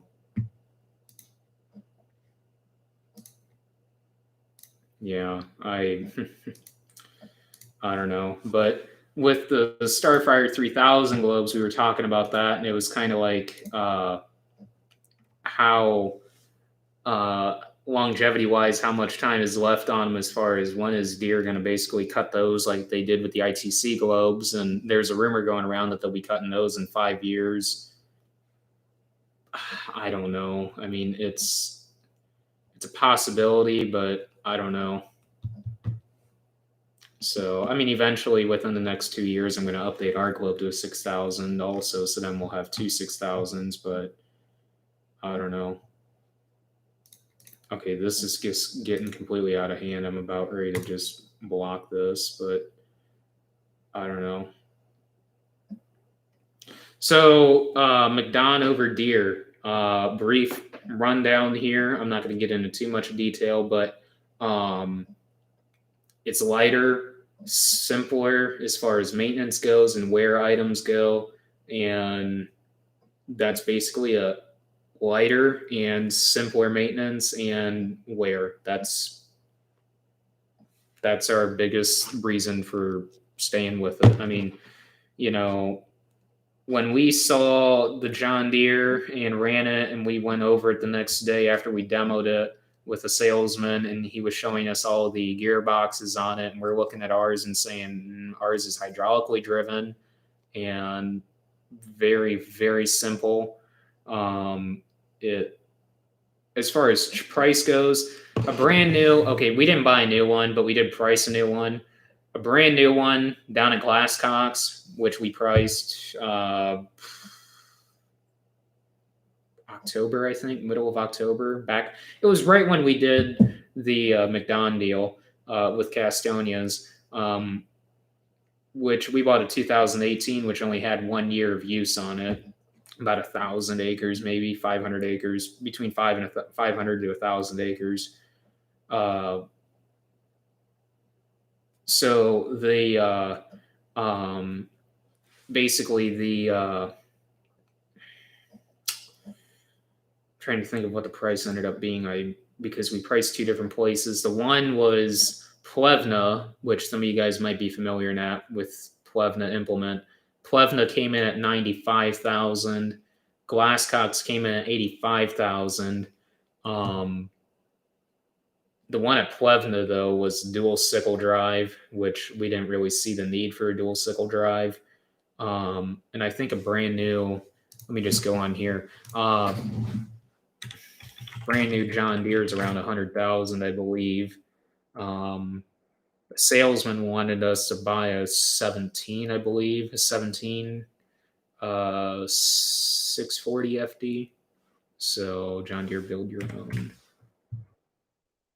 I believe it came in around 100,000. I want to say the John Deere's do. So they are cheaper.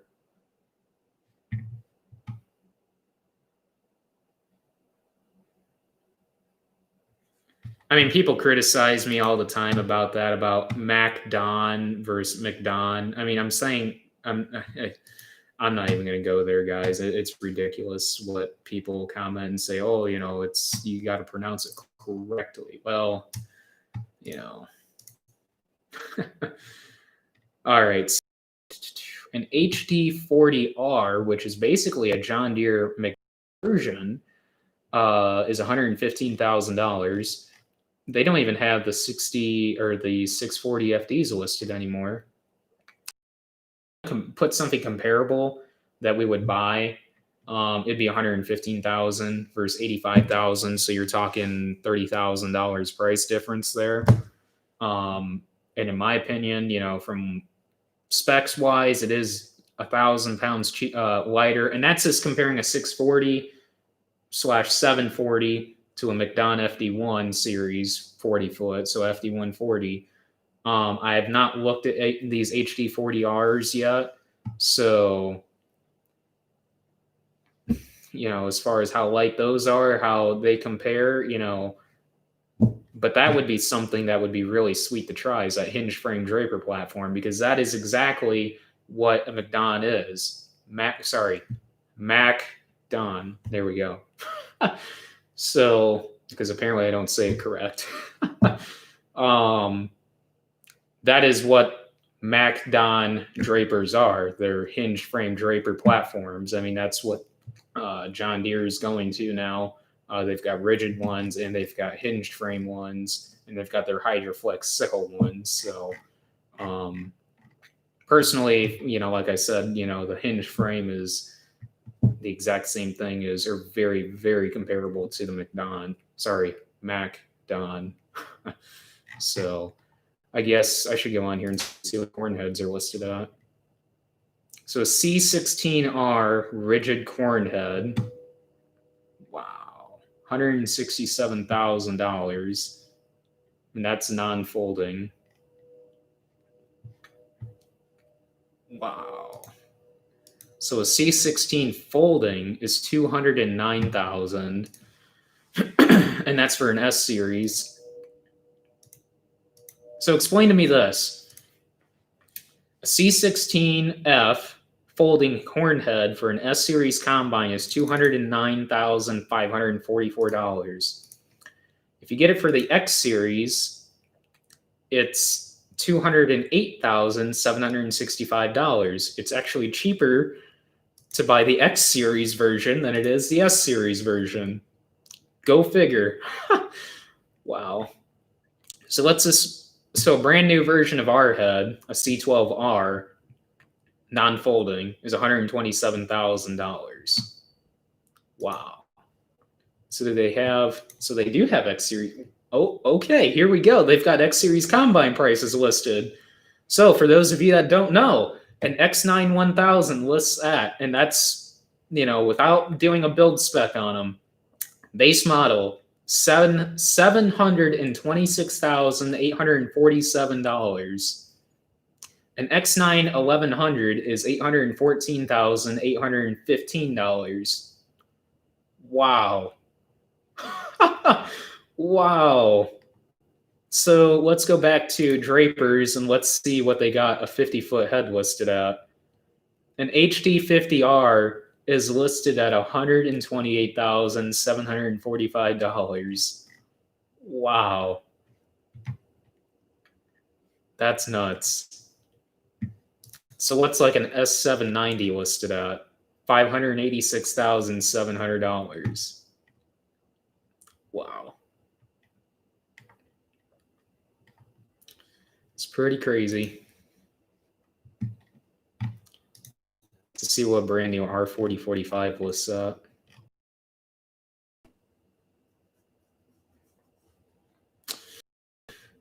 R4038 is $475. R4044, there it is. R4045, $530,000. Wow. All right, enough dreaming, I guess, if you want to call it that. But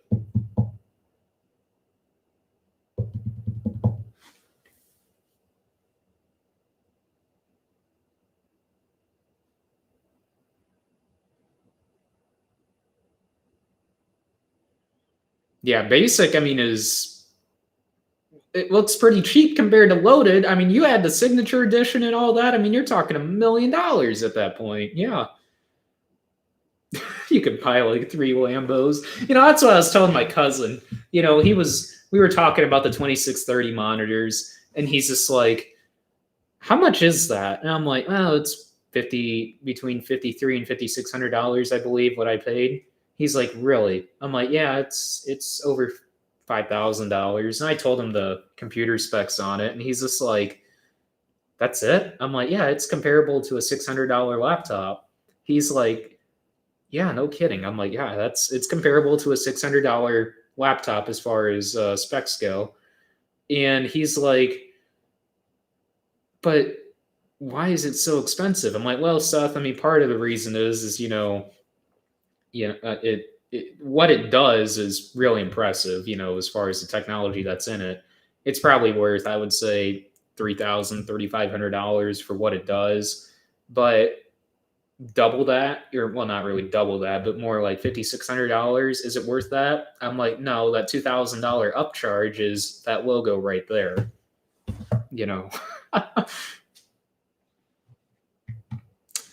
So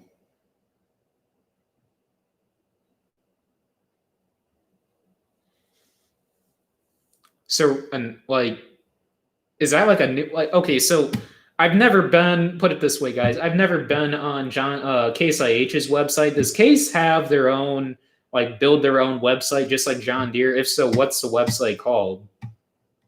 Is it like Case IH Build Your Own or CNH Build Your Own?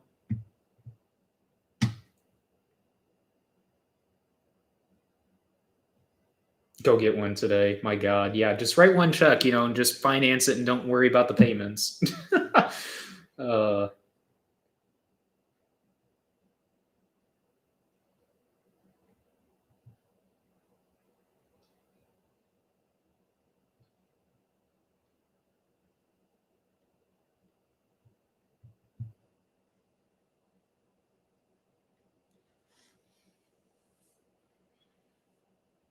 So do I like Alexion or Alexicon?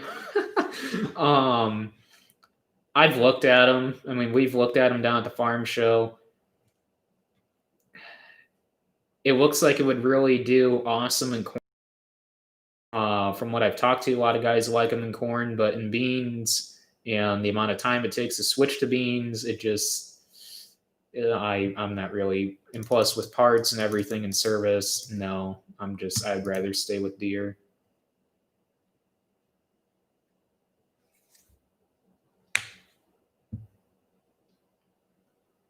So new case 620 for 600,000 and a new case 9250 for 400 or 500,000. So a case 9250 is, a 790, and I just said that was 586,000. So you're talking $100,000 more for a combine from John Deere. So let's go back and look up a 620 RX. So 400, I think you said what, 400,000? No, 600,000 for 620. 1,000 for 620. Tractors, four-wheel drive track. 9620 RX. So 9620 RX coming in at $672,157. So when you spec that sucker out, you're looking at over $100,000 price swing. And I imagine that 620 is probably relatively base. I mean, it's probably got a few features on it, but by the time you spec them out, completely, I mean, you're looking at $100,000 price swing. So,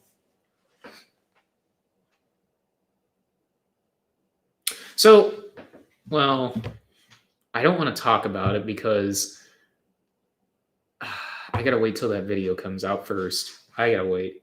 We'll talk about the 7240 in the next live stream. So, which, I don't know, that'll be after Christmas, actually. So that will be next Sunday. So yeah, after Christmas, halfway between, well, not really halfway, but the week of New Year's. So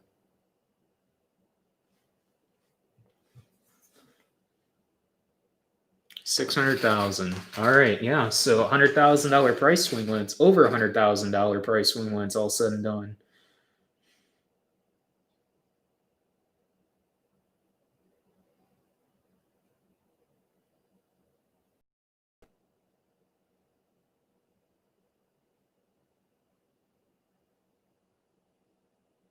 Yeah, I mean, well, a 2630. I mean, yeah. If you look at, I mean, if you take the technology out of it, I mean, a 2630 is basically an iPad. So, I mean, you take the 2630 technology as far as, the auto track system management out of that. It's basically a $1,500 iPad. But, I mean, when you add that technology in, I feel it's worth $3,500. So, but, I mean, John Deere thinks it's worth 56. So, I mean, and that's just because of the logo. So, what do I think of Exact Apply? I talked to a guy. They run 100 or 120 foot. Well, no, 100 foot. 100 foot boom. And I think he told me when they added Exact Apply on their new sprayer, it was around 60 to 70, I want to say. 60 to 70,000 to add that. Yeah, to add Exact Apply.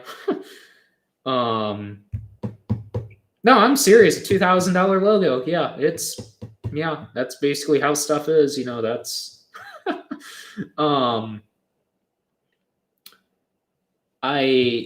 with Exact Apply, I mean, I would really love to have it, but when it boils down to it, on a 120 foot sprayer system, 120 foot boom on Exact Apply, I'm just guessing without pricing it, is probably around 80,000.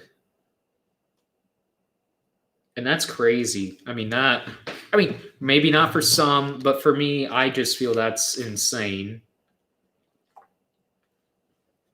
Oh, sorry, Browntown. I forgot to answer that. So we actually have a local custom applicator that does ours. I don't know how many big A's he's got, or Terragators. I like to call them big A's. We call them big A's in our area. He's got a couple dry boxes and then a couple air booms, and I think 2 Haggies. And he does all of our dry fertilizer, all of our gypsum, all of our lime. So what do I think is better, a Cat Track or a 9RT? So I haven't been into new Deere 9RTs yet, so I can't really vouch for that. I've never been in a Cat Tractor either. I take that back. I've been in the Challengers, front wheel assist. I've never been in a tractor, a track tractor version though. So I can't really vouch on that. Personally, I'm just gonna have to side almost with the Deere at that point, but I don't know. So without being in them, I can't really say for sure. So, do you guys have any restoration projects coming up?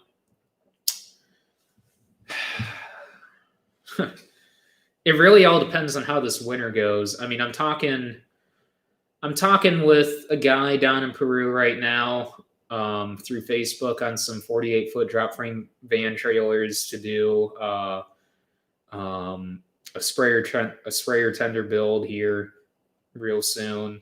So we've got that, it'll be a big project, but probably not as big as what the fertilizer tender one was. At least we don't have to, I don't know, rotate the tanks, slide them in, and rotate them back. That was my fault on the ordering of the tanks. But hey, I won 2,800 gallon tanks, and I told Dad they would fit. By God, we got them to fit. So, so as far as restoration projects go, my 630 has been on the docket for 14 years now. We've got a Style G that I would like to repaint. I mean, it's painted, but the paint's not the greatest on it. I don't think Dad repainted that when we got it. I think that was just kind of touched up paint before when we got it. So, you know, it needs a restoration as far as paint goes for sure, and probably just gone through. We've got I don't know if I don't really want to touch the 40/20 right now. The unstyled A that we've got, that project definitely. That thing's in the barn down there. I was just like, where? It's just completely slipped my mind where that thing even vanished to. I forgot that we put it down in the barn down there. I couldn't remember if it was in the barn or over at our house in the other shed, but I would really like to get that unstyled A put back together and running. What Dad and I have talked about doing is down in the barn down there, and where we keep the weigh wagon / like I like to call seed tender, and the Thunderbird and the Style G, the 40/20. Well, 40/20 is gonna have to sit somewhere else now because my 630's in there now. The unstyled A project, the 4-row planter, all of that. What we would like to do someday is put a heater unit in there, gas heater overhead, just like what we have in the shop now, and turn that into like a restoration type paint booth / sand. Well, you can't really do too much large scale sandblasting in there unless you do dustless. We do have a sandblasting cabinet, and I, eventually would like to do that someday, like when we build a seed warehouse / fertilizer warehouse with the Logan Ag stuff then, and pull all the signs and stuff out of there. And that would free up a lot of space where we could actually put benches or workbenches down there, and put a sandblasting cabinet down there, and actually make that like a tractor restoration type thing, mini shop, and do something like that. But I mean, put it this way, back in the day, back when Dad was my age, and probably back when Dad was around between 16 and 18 years old, he first got in, and actually the first tractor that he got into 2 cylinders with was a Style G down there. That Style G has been within the farm about probably a 2.5 mile radius around the farm, between 3 different guys, between 2 other guys and us. It's been within 3 miles around the farm, and brand new. And I can't remember what I want to say. It's a 47. I want to say, without looking at the serial number, I can't tell you for sure, but I want to say it's a 47. But that was the first tractor Dad got into with, and he ran around with the neighbor kid then, and they got into tractor pulling with 2 cylinders. And put it this way, we were really big into tractor pulling. Dad and Grandpa and the neighbors up north and the neighbors that Dad ran around with quite a bit. We were really big into, and put it this way, Dad and the neighbor had a pretty high running 2-cylinder G there for a while. And he ran that up until around I was born. And that was probably, they quit when the block cracked again back in 2000. I want to say early 2000s, like 2002, 2003. But we still have the tractor. Essentially, it's split 50-50 with the neighbor. I mean, the tractor's his, but all the parts and everything into it and the block and all that's ours. So it just sits in our barn. We just, quit because, I don't know, when you're dumping $20,000 into a tractor at this point, we're not spending that kind of money just to go win a few $100. So, but I mean, would tractor pulling, would we ever get back into it? I mean, I don't know. Put it this way, a year ago, I tried, no, earlier this year. Yeah, it was earlier this spring. This spring down at Westinski's, I tried buying an Open Station 4430 because Dad and I's plan was with that, and that was the only plan for that, was to buy that Open Station 4430 and basically turning it into a farm stock. You guys know what I'm referring to as far as farm stock goes. By God, they're not farm stock no more. Turning it into a farm stock pulling tractor and playing around with that, but went for too much, at least too much for what I was willing to spend for it, and it didn't happen. But there's to say we would, there is a possibility that we would potentially get back into tractor pulling as far as a small scale thing goes. So yeah, I don't know, it would be so cool to get into like a light pro stock class, but I mean, you're talking so much money at that point to get into that. But I don't know, like I said, like a farm stock class or get back into 2-cylinder. I mean, even 2-cylinder level, you're still dumping $15,000 to $25,000 into them. But I don't know, that could be a YouTube thing. Take off on YouTube and dump some money, have some play money, go and build a 2-cylinder pulling tractor and get back into it.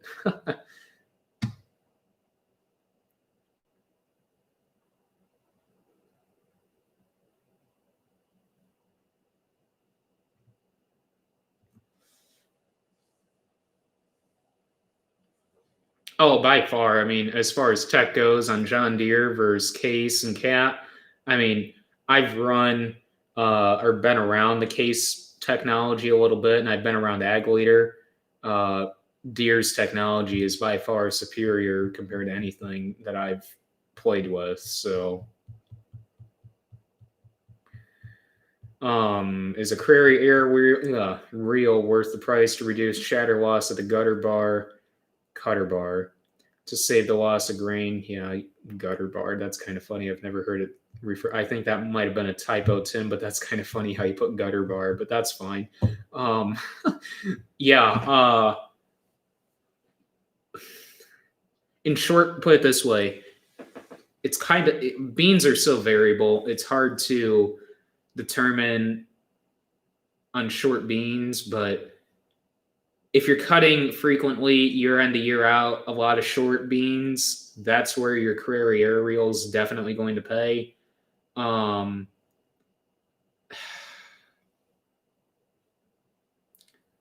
See, for 20 to 25 years, we ran a Crary air reel, the in reel system, not the reel that hangs out over over in front of the reel itself.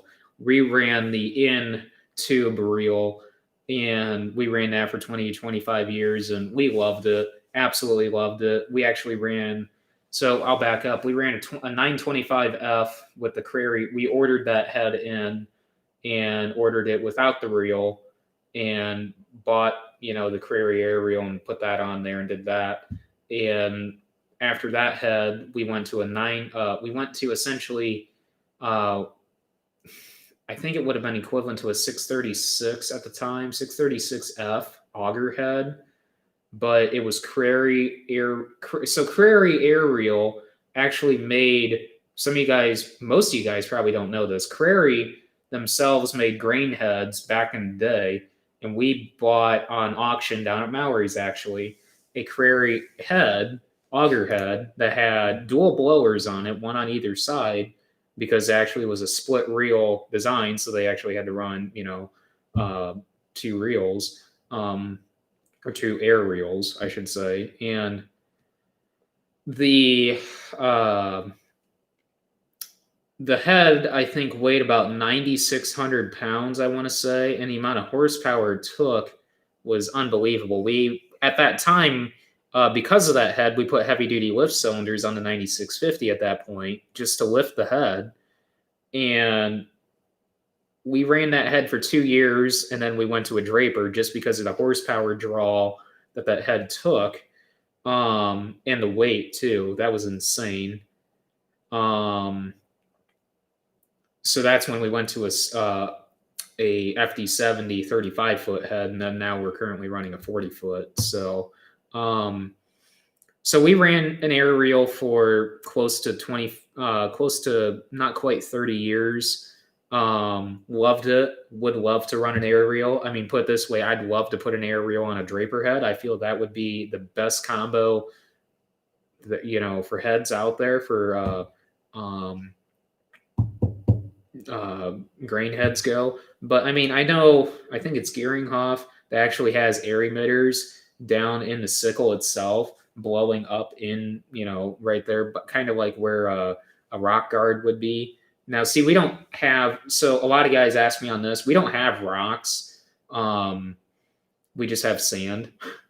I kid you not. I mean, we don't really have rocks whatsoever. Now, if you, like on our one farm, and I showed it in the one video, if on our one farm, when you deep till and like after tomatoes, you will find them.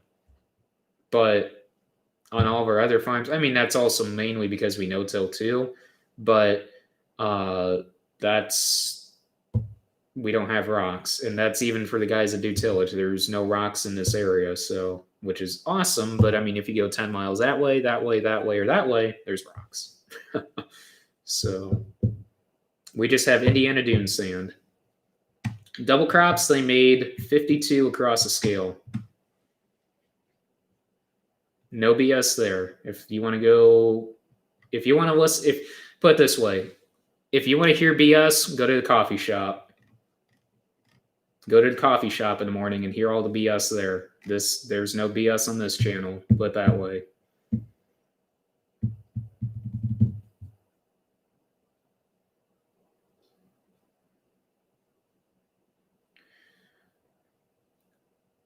This could be something when we start restoring tractors again here real soon. I mean, I should back up on the restoration side is what Dad used to do. Dad was, so you guys seen our shop in the videos, it's 40 by 60. Dad used to have in the shop in the wintertime at least 3 to 4 tractors in there every year for guys restoring them. And he restored a couple internationals, all, mainly John Deere's. I think I want to say he did one Alice Chalmers. I mean, put it this way, he was extremely big, well known in the restoration side on 2 cylinders. He wishes he would have counted how many that he's done in his lifetime so far. It's a substantial amount. Coming from a situation where Grandpa didn't know as far as in depth, like what Dad knows currently, as far as the,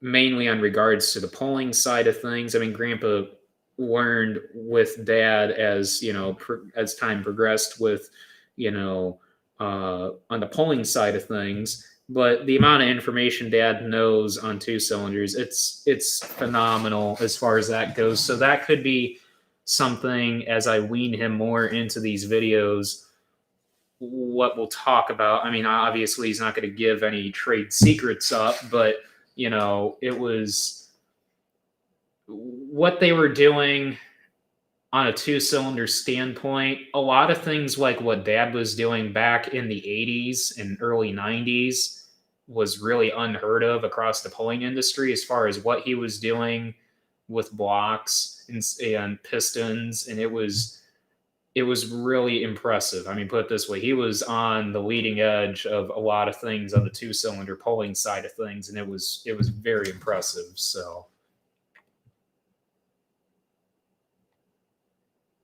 Nelson.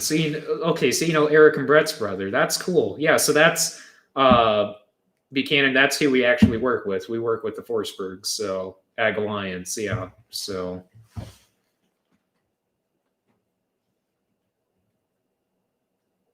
Serious question: grilled chicken or fried chicken?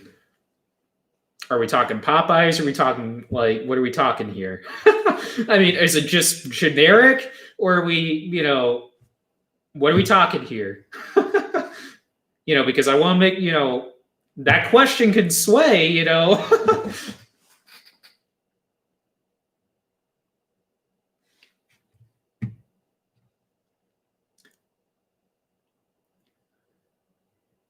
Yeah, I mean, on shatter loss, I mean, it's just all going to depend on mainly how dry beans you're cutting and also how short the beans are. So, I mean, it's just, there's a lot of factors that are going to play into that. But I mean, easily, without a doubt, I mean, a Crary aerial should easily pay for itself. So, you would be surprised on the shatter loss that you're actually having. So, when you start measuring it, I mean, Chet actually did a really good video on it. If you watch some of Chet Larson's videos on the aerial, so I would highly recommend checking that stuff out if you're interested. If you're kind of on the fence on an aerial, so.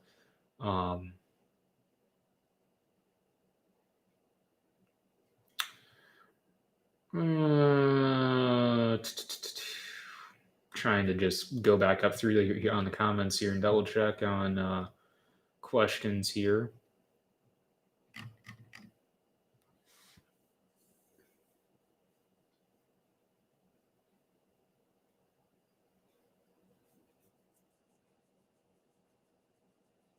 Yeah, I couldn't tell you, Zach, on a cat versus Deere. I mean, as far as the technology changes from a 2000 9400T to a 2015 9RT, there's been so many different changes between those model years. I mean, I'm just going off of experience off of 9400T, so that's a lot of technology has changed there. So.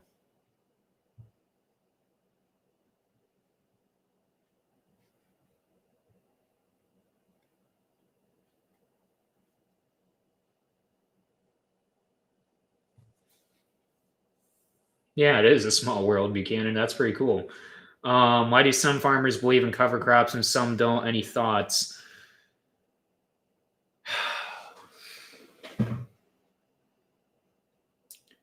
Cover crops. I mean, it's kind of one of those things where it's kind of like no-till versus conventional till.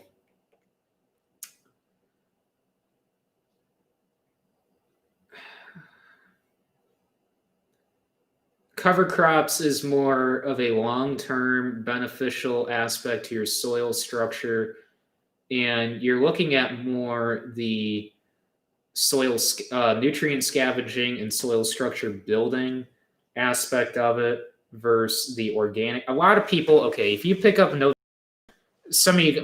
of you guys probably don't even read this magazine, but we subscribe to, and we have been for the past 25 plus years, the No-Till Farmer magazine. And when you read that magazine, just about every single magazine you pick up from them, there's always at least one article, I guarantee it, about cover crops building organic matter. In theory, yes, it is true. Cover crops can build 0 to 3% organic matter to, 10 10%. I'm not saying it's going to turn it into, that within 5 years. I mean, that's just insane. I mean, it doesn't work like that. I mean, you're talking long, very, very long term, 100-year type scenario, building organic matter with cover crops. I mean, basically, you're just speeding up that process. Are you speeding up that process immensely? Depending on how you look at it, yes or no. It's going to take a very long time to gain a percent on organic matter. So a lot of guys look at cover crops, even when they're no-tilling, and say, how can I afford to spend X amount of dollar per acre throwing cover crop seed out and not see an immediate ROI benefit, cash in my pocket return? Well, you got to look at it this way. I mean, the way we look at it is when we started cover cropping 20 years ago, 20 to 30 years ago, we've been no-tilling since the late 80s. We did about a strip tilling in 2011 to 2009 to 11. Quit doing that. I mean, we still were set up to no-till, so I mean, it was just kind of buy the strip till bar and try it. Didn't like it, sold it back in 16. Yeah, we sat on that bar for 5 years. That sucked. But we, with the cover crops, I mean, it's the way we were doing the small scale type scenario where we were only doing our sand fields just because we saw good benefit into planting corn into standing rye. See, we kind of like to pat ourselves on the back because in our area, we were the first to no-till beans. We did a boatload of custom work back then on no-tilling beans. We were the first to no-till corn, even consider no-till corn. It took a lot of guys in the area to consider no-tilling corn. Most guys won't do. It's kind of funny. I mean, as far as no-tilling corn goes in this area, I'm not even going to go into that aspect. But I mean, so we were the first to no-till corn, one of the first two, or very first ones to no-till beans, first ones to no-till corn. Probably not the first. We weren't the first ones to do cover cropping in our area, but like I was saying, we were doing it on a small scale, and in the past 10, 12 years, we've been doing it on a larger scale as far as doing it on half, if not more than half of our acres. I mean, this year we've got 85% of our acres under cover right now. And 85% of those, in all of those, 100% of those acres that are in cover crop will be planted into green. They will not be terminated and then planted into. They will be planted into green and then terminated. The way we see it, it's nutrient scavenging is a big one. Weed suppression is a very big one as well. And compaction to a point, it will help. So, I mean, basically, it's having a living root in that soil at all times, having your pore space open at all times, which is your pore space is basically your leads into your water holding capacity in your soil, giving us a leg up over conventional till guys as far as being able to take a 2 or 3 inch rain better than what a conventional till guy does or can take, because our water holding capacity is a lot better than what a conventionally tilled soil is, just due to the fact that our pore space is a lot larger and more readily available compared to a conventionally tilled aspect. So, but that, I mean, that's kind of it wasn't really brief, but to me, that was a brief summary on that. I mean, that's kind of, on that note, I mean, I could go on for this for a few hours, but yeah. What the heck is this? Clark Crosser invited you to. I don't know. Somebody invited me to like a page on Facebook. I get that all the time. So yeah, Tim, that's kind of my brief little takeaway on that. What do you think of Larson Farms buying that 2596? That is a really cool cart. I wouldn't see us running something like that on our farm, but that is pretty awesome. So yeah, that cart would suck the power. Yeah. As far as you guys go, pressure washing carts and stuff like that, do you guys pressure wash? Obviously the outside, but do you guys actually go down in the cart itself and actually pressure wash the inside? Just curious, just out of curiosity. How did the 30-inch row beans do with the infurrow and Y drop? So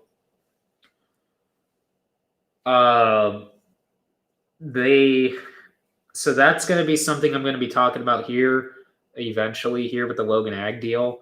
I'll be talking about that quite a bit to kind of promote the products that we're going to be selling. We did sulfur in the 2x2. So in our Yetter dual injectors. Yeah, going down inside the grain cart and washing it. Oh, God. See, on our Kinsey 840, now a lot of the newer grain carts, especially that like 2596, you have grate doors that you can open and drain the inside, that sump off, basically the cross auger in there on the bottom, those horizontal augers. You can drain those, that way you don't have to do like what I'm going to say right now is literally go down in there and wash all that corn or all those beans out that are in the bottom of the auger that you cannot grab with the auger. Open the slide gate, flush all that out. Oh God, that sucks. Oh God, that sucks. That's one of the main reasons. Well, I can't say that one of the main reasons, but I would love to have a cart someday. And I know, next cart will have it. The access, the grate doors down the bottom to drain the cart. Oh my God, it would just be Browntown, exactly. Yeah, it sucks. Oh God, that sucks washing the inside of the grain. I've made it comparable to. I've told neighbors, I'm like, it's comparable to washing the combine, and they're like, no. I'm like, yeah. I mean, at times it's comparable to washing the combine. That's how sometimes bad it gets. But the 30-inch row beans. I mean, put it this way: the microfeed, or we didn't run microfeed out there, sorry, but we ran a soybean version microfeed.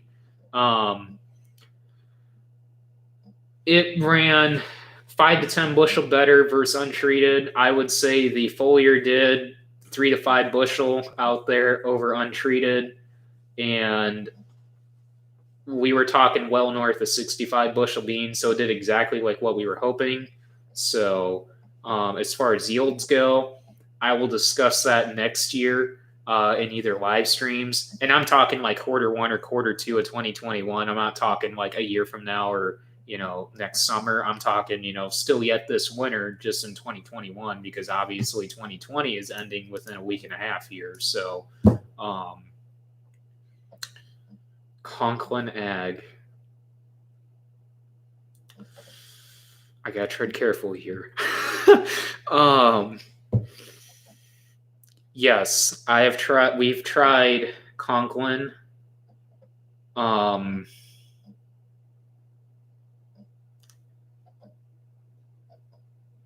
So I'll say this. Lex, we've tried Lex. We've got a local guy that sells Conklin. Neighbor, literally right next door to us, sells Conklin. We've tried Lex. For us, it does not work. We did 5. I think that year we did between 3 and 5 replicated trials across many different fields as far as soil types go to kind of give it a good, honest look. Literally no result. We did intensify the 1 year in furrow, replicated across the entire field, and that was back when we were running the 8 row, so we were able to do a good split planter, we didn't do a split planter, but did a 16 row treated, 16 row untreated. So Dad just skipped across the field, and so Lex, we didn't see any results. Intensify, literally when Dad was doing pass per pass with the 8 row, untreated versus treated on the monitor, it was, and what we do on that, we will literally punch it on the monitor. This is Wex, so like reset the acres and basically give us a correct average when it's all said and done. Now, we didn't weigh these, but I mean, on the monitor, it was 216.0, and then on the treated, it was 216.0. I kid you not. I mean, intensify in corn. So in corn, because back then we weren't thinking of doing in-furrow on beans. Then that was 2 years ago. I think I did a video. I actually have a video on it. One of my very first vlogs for 16, I want to say 16, 17. So didn't see any benefit there with Intensify. But see, what we found out with Intensify has a lot of 50% analysis of Intensify. If you look at the analysis of it, 50% of that analysis is actually what we're running in the Premier In-Furrow from Logan Ag. So, I mean, we were kind of already running it to a degree. Now, if you look at like, what's the one called? It's Feast, I think it is, and that's like boron, I believe. I think that's just boron. Matthew, you probably know what I'm talking about here with Feast, but I mean, when you start looking at these labels for their products, I mean, they're pretty generic as far as what the base analysis is of the product. I mean, I can go to Helena and get the exact same thing with the Feast, just by looking at, the breakdown of what the actual analysis is. I mean, it's the same thing. So, I mean, whether you get, foliars and micros from Helena or versus Conklin, I mean, you could get it wherever at that point, just based on looking at what the product you're using. Now, see, with like the Premier Boron and the Premier Zinc, the thing, I mean, I think that might be chelated. I think that the Feast, all of our products are going through a chelation process, and I'm not going to get into too in depth on the chelation process because I could talk about chelation for an hour, and I really don't want to talk for another hour on that. But as far as Conklin goes in general, we don't run any Conklin products at all. So, we played around with it just because the neighbor said, "Here, I want you guys to try this." We didn't see any benefit from either one of those products. So, but that was, but exactly why I said on the Intensify, we were running Premier In-Furrow, which, you start comparing the two, and Premier In-Furrow has more into it than what the Intensify does, but the Intensify has a lot of things in it that what Premier In-Furrow does. So, we've tried and gotten a result. That is probably. Yeah, I mean, see, we run. So our Premier In-Furrow is our corn mix In-Furrow, and when we did our soybean In-Furrow trial, if you go and watch that video on the Crop Talk video, we did an untreated plot, a soybean rate, which is basically a half rate of the Premier In-Furrow. And then we ran out, so we already had our corn mix done and mixed up. And so we threw out our corn mix, and now granted, this was on a dry land field, and if it caught a few more rains there in August, it would be a little bit different scenario out there on beans. It was like a 1 bushel, 2 bushel difference on untreated versus soybean rate versus treated corn rate. So 2 bushel better overall with the corn rate, I believe. But again, you're talking, when you start taking rain out of the equation, your yield margin on difference between products or rates and untreated really shrinks down quite a bit. So, I mean, if we would have caught rain there, it would have made it a lot more wider of a spread. So, in my opinion, corn rate is the way to go. which is the standard rate for the Premier N furrow. We just call it corn rate because we were cutting that in half and running it and calling it soybean rate. So because that's what our agronomist wanted us to do. So, and we didn't, that whole corn rate, having the corn rate in furrow out there, we did not plan that. That was just because we ran out and said, well, we've got it mixed. Let's just throw it out there. So whereabouts are you located, Matt? Has your dad ever tried Funk's G hybrid back in the day? I think it was based in Illinois Seed Company. No, we never ran Funk G or Funk's G.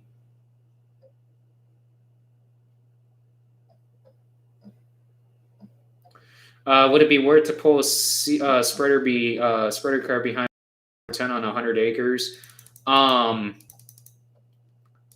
don't know. I guess it just all depends on your situation. I think it's roughly between $650 to $850 an acre to have somebody come out and spread. I guess it just all depends on the rental costs and how you have the ability. If you have the ability to have like a co-op and come out and bring out your fertilizer and dump it into your cart. If you could like rent the car, spreader from like your co-op also. I mean, I don't know. I'm not sure.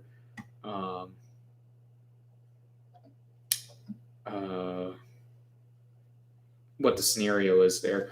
I'm surprised you had a result from the side dressing beans with the nitrogen, some 318 of the water.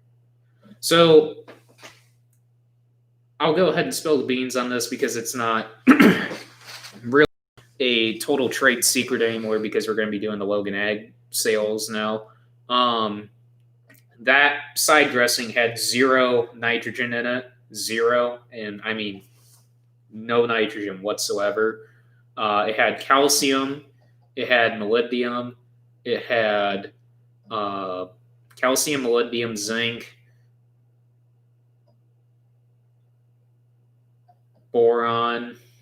I'm just trying to remember. And I believe that's it for micros. Manganese.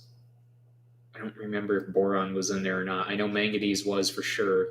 And potash. Potash was our main what we were going after there. So,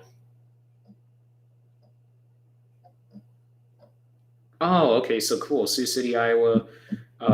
Awesome, no-till, cool. So, I've heard of it. I've looked into it quite a bit. Haven't used any of their products yet. Just kind of looking at their growth regulators a little bit. I think we've talked a little bit on a real small, brief scale with our agronomist about So how do you say it? Is it Biovante or Biovante? Is it the first way or the second way?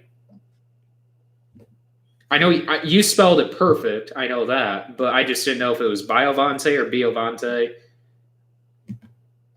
I want to say it's Biovante or Biovant. Biovant. Okay, so Biovant or Biovant. So it's not Bio. Okay. All right. Yeah. No, I've looked at their soybean growth regulators on there as far as height reduction or as far as growth stimulant, or growth regulator for controlling height.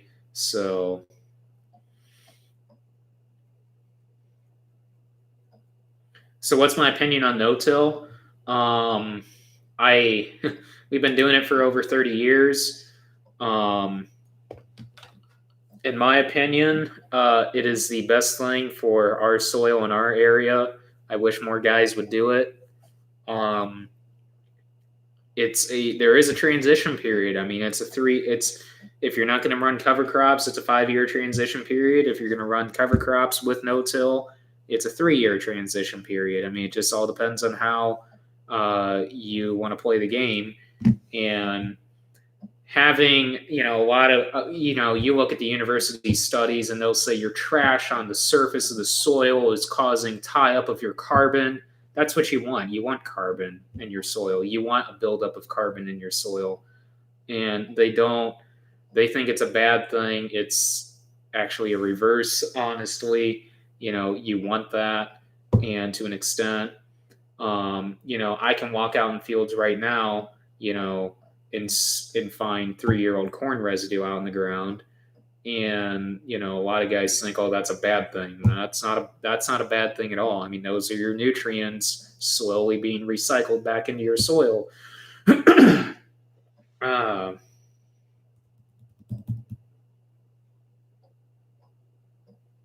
See, I agree, man. I mean, that's a good system that you got going with an airway. Um, a lot of guys consider us full blown tillage. I consider us still no till / minimal till with the vertical till, because we're not exactly tilling the soil. We're just we're sizing residue. That's the only thing that we're going after, is sizing residue.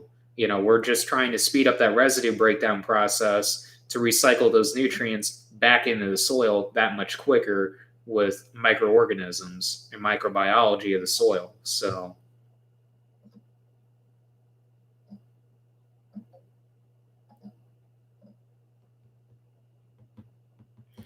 you're the second person to tell me that you saw a 3 bushel yield difference when you replaced a talcum powder, or went from talc to their talc.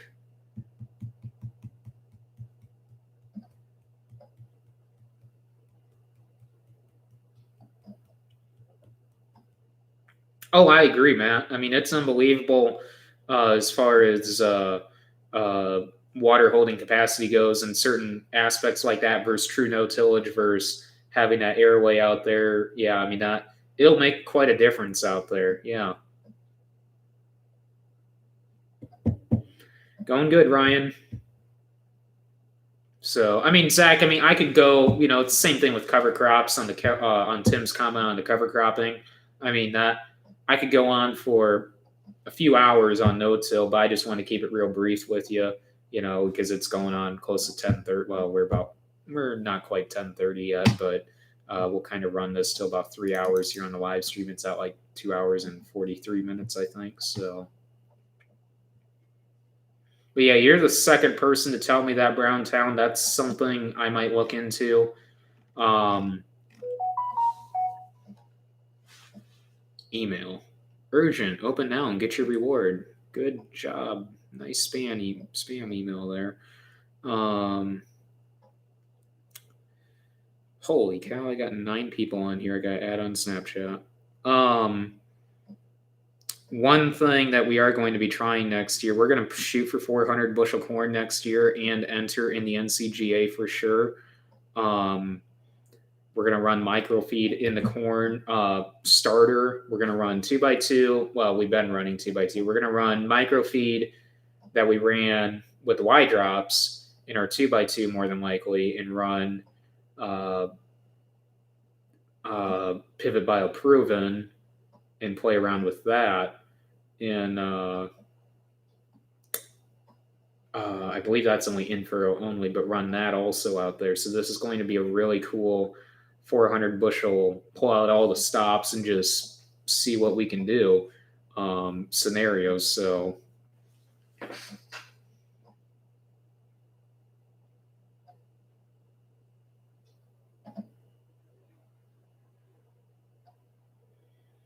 yeah, a few guys have told me about that, Matt, that you really don't want to run a rolling basket behind the airways.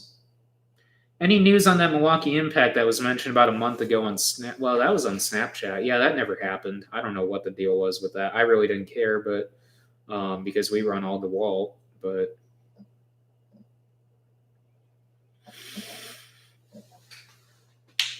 oh man, I did not think this was going to last this long. I've done 3-hour live streams before, but I didn't think this live stream was going to last 3 hours. Oh man. So yeah,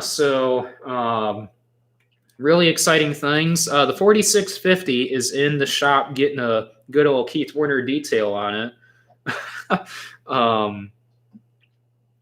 We a lot of guys have been really wanting me to do that, and we're going to I've got the cab detailed. Went through and took the mat out, detailed the mat, got that cleaned up, detailed the floor, put the mat back in, adjusted Dad got the throttle adjusted in there because the throttle was slipping just a little bit on there, and it was just a matter of tightening up the throttle just a hair, and that's fixed. Right now, as it sits, it's all hand washed. It got a good 2.5 hour hand wash, which typically I don't take that long. Like even on the 8530, which is a larger tractor as far as surface area goes, compared to the 4650, I took 2.5 hours. And how I hand wash, I mean, I'll do the whole cab and hood and side shields and body and all that, frame, tank. I'll scrub the wheels. A lot of guys think that's nuts, but the amount of, I guess you want to say, sex appeal it adds to it. Now, YouTube, don't block me for that, but or demonetize this. No, it makes the tractor look so much better when it comes to like when it comes time for pictures. You know, you guys are probably, some of you guys are probably laughing at me right now, but when it comes to that, like when you take the time, and I just hand wash and I just rub the wheels. I don't take a scrub brush and scrub them. I just take a mitt and just rub them. It looks night and day difference tremendously as far as what it did before. It's going to get, as far as like, well, I'll back up a little bit. As far as the hand washing goes on the rear, I'll literally make sure every single ounce of hydraulic oil residue is off that track, like off the SCV outlet, so they are spotless. And I'll go wash the outside duals off inside and out, and inside duals inside and out. So how I do the inside part of the inside dual, I'll literally get on the creeper, go underneath the drawbar, get up underneath, and literally sit there on the creeper sideways by the axle, and I'll kind of have to lay there like this and wash, and kind of lay there the other way and wash. I'll scrub the wheels on the inside also, and that's how I did the 8530 as well. When we had the 9400T, I actually laid underneath that thing out in the gravel on my back, laid underneath it with the pressure washer, and you've got like, you know, when you're laying down underneath that tractor on that 9400T, you literally, I kid you not, have this much space between you and your face when you're laying flat, and pressure washing underneath. Yeah. Why? Because, well, I wanted it to have a nice, good detail before the guy came and got it. So,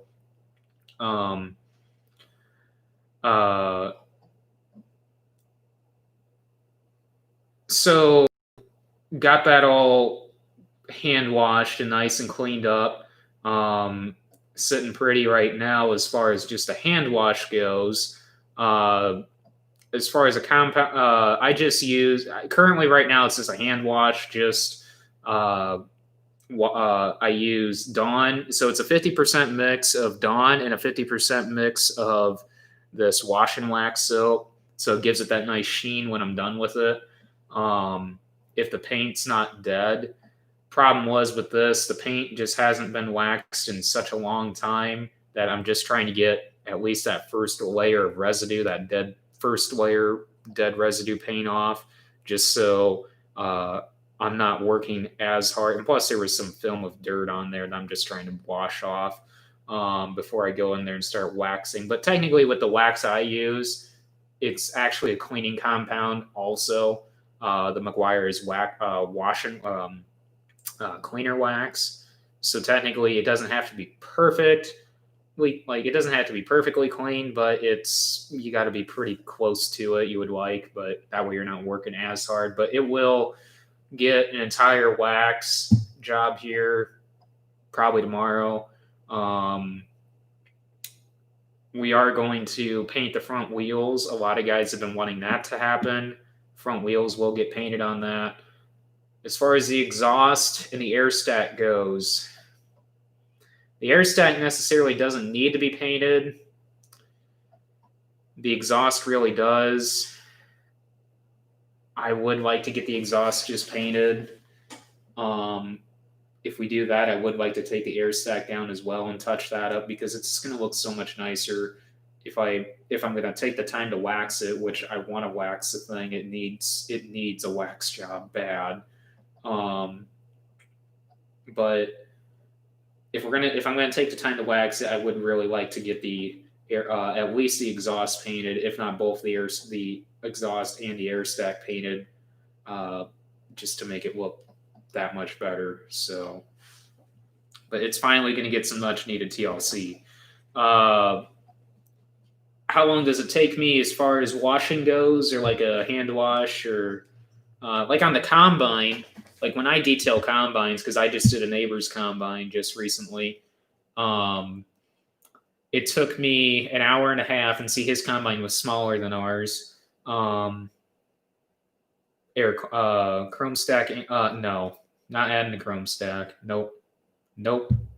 A lot of guys really want that. Nope.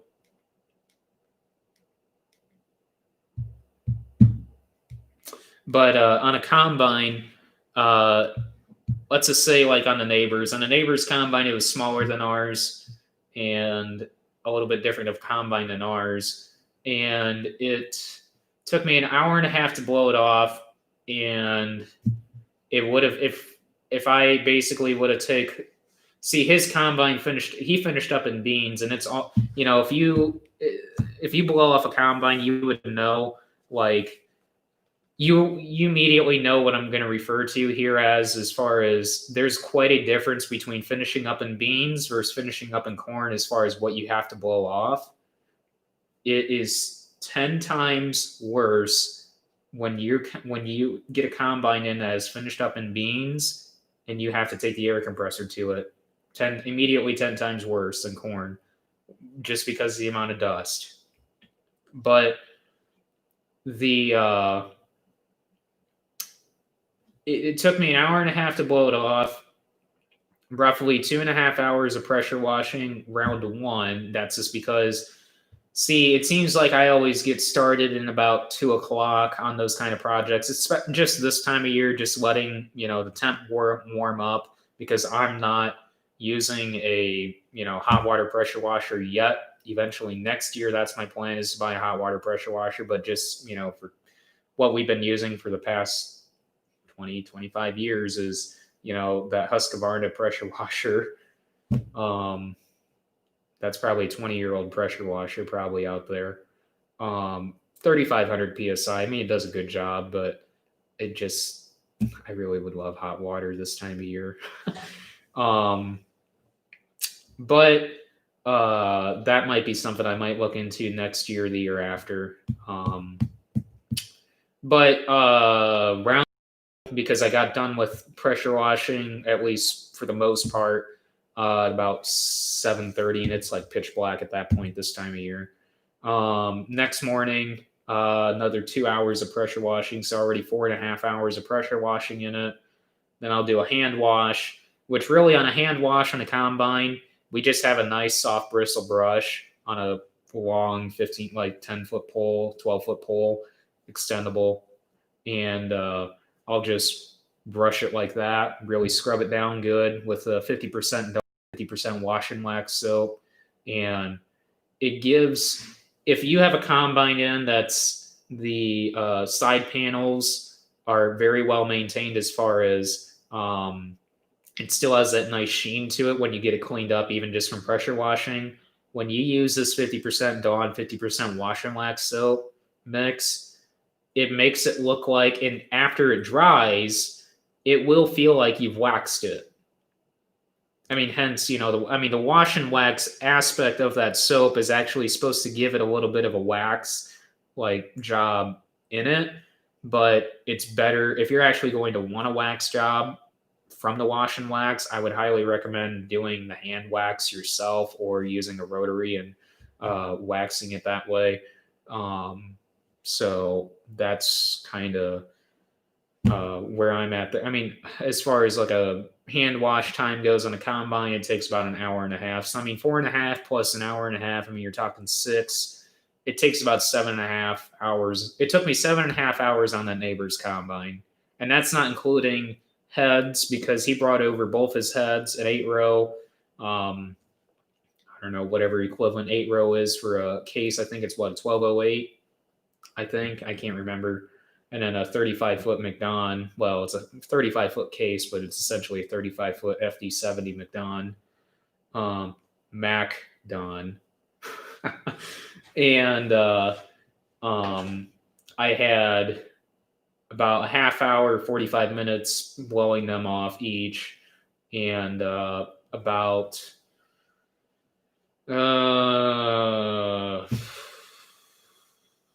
an hour and a half pressure washing on both of them. So 3 hours pressure washing on the heads and an hour and a half total on blowing them off. So 4.5 plus 7.5. I mean, you're talking 12 hours in heads and combine.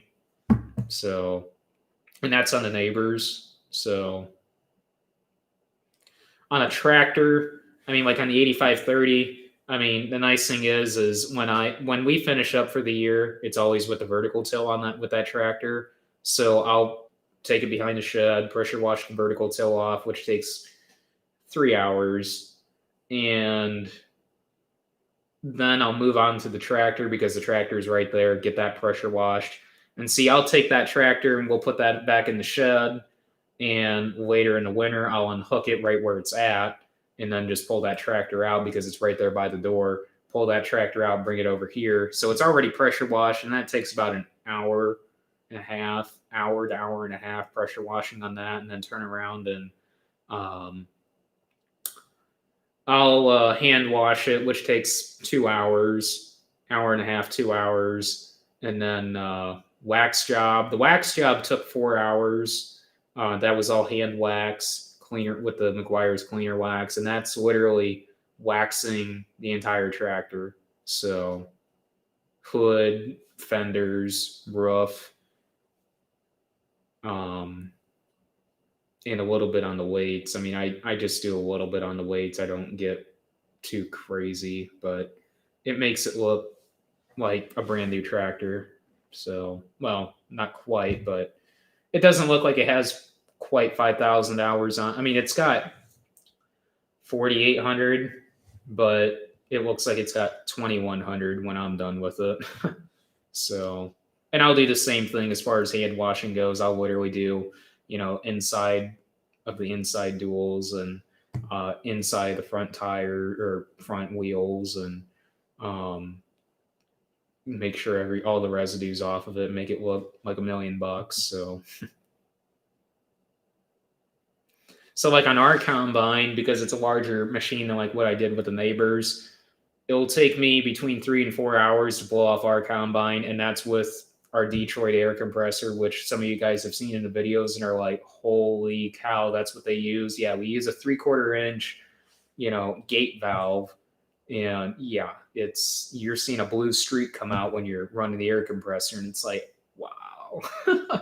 So, have I ever used my roof on the tractor as a ladder? But anyways, on the combine, I mean, it takes 4 hours, 3 to 4 hours to blow off the combine, and that's with removing rotor shields and blowing the rotor completely out, also, and sieves, and pressure washing easily another 4 to 5 hours easily. So you're already 8 to 9 hours in it. Then hand wash 2 hours, so you're looking at 10 to 11 hours in it. And then I don't wax ours. So that's right there. I'm already at 10 to 11 hours on a combine versus 12 hours total on a neighbor's with heads and a combine. That's just going to show how much smaller the combine. I mean, it's not crazy small, but it's just a little bit easier to clean versus ours. As a platform. No, I've never used our roof as a platform. I've never actually been up on the roof on the 8530 as far as standing on it. On the combine, yes, but not as far as a platform goes, but just standing up there pressure washing. But then, so I'm already 10 to 11 hours in on just a combine.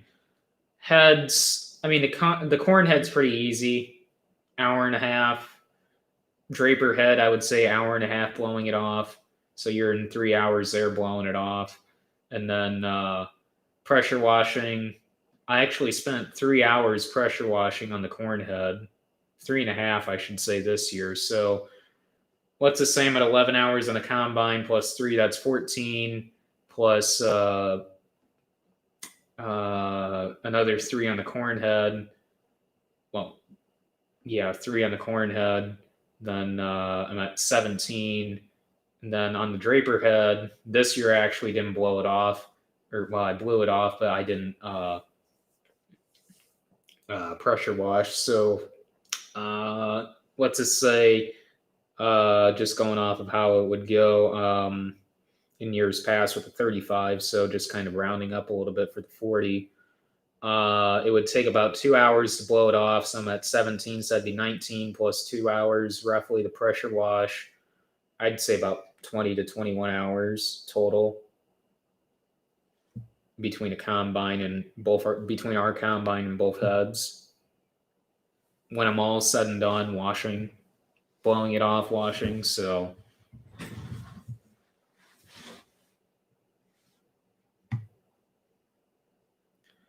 What dryer do we have? We've got a Farm Fans. I can't remember the exact model on it, but it's about a 400 bushel dryer. Would love to go to an AGI Nico dryer someday, like 1,000 bushel. Are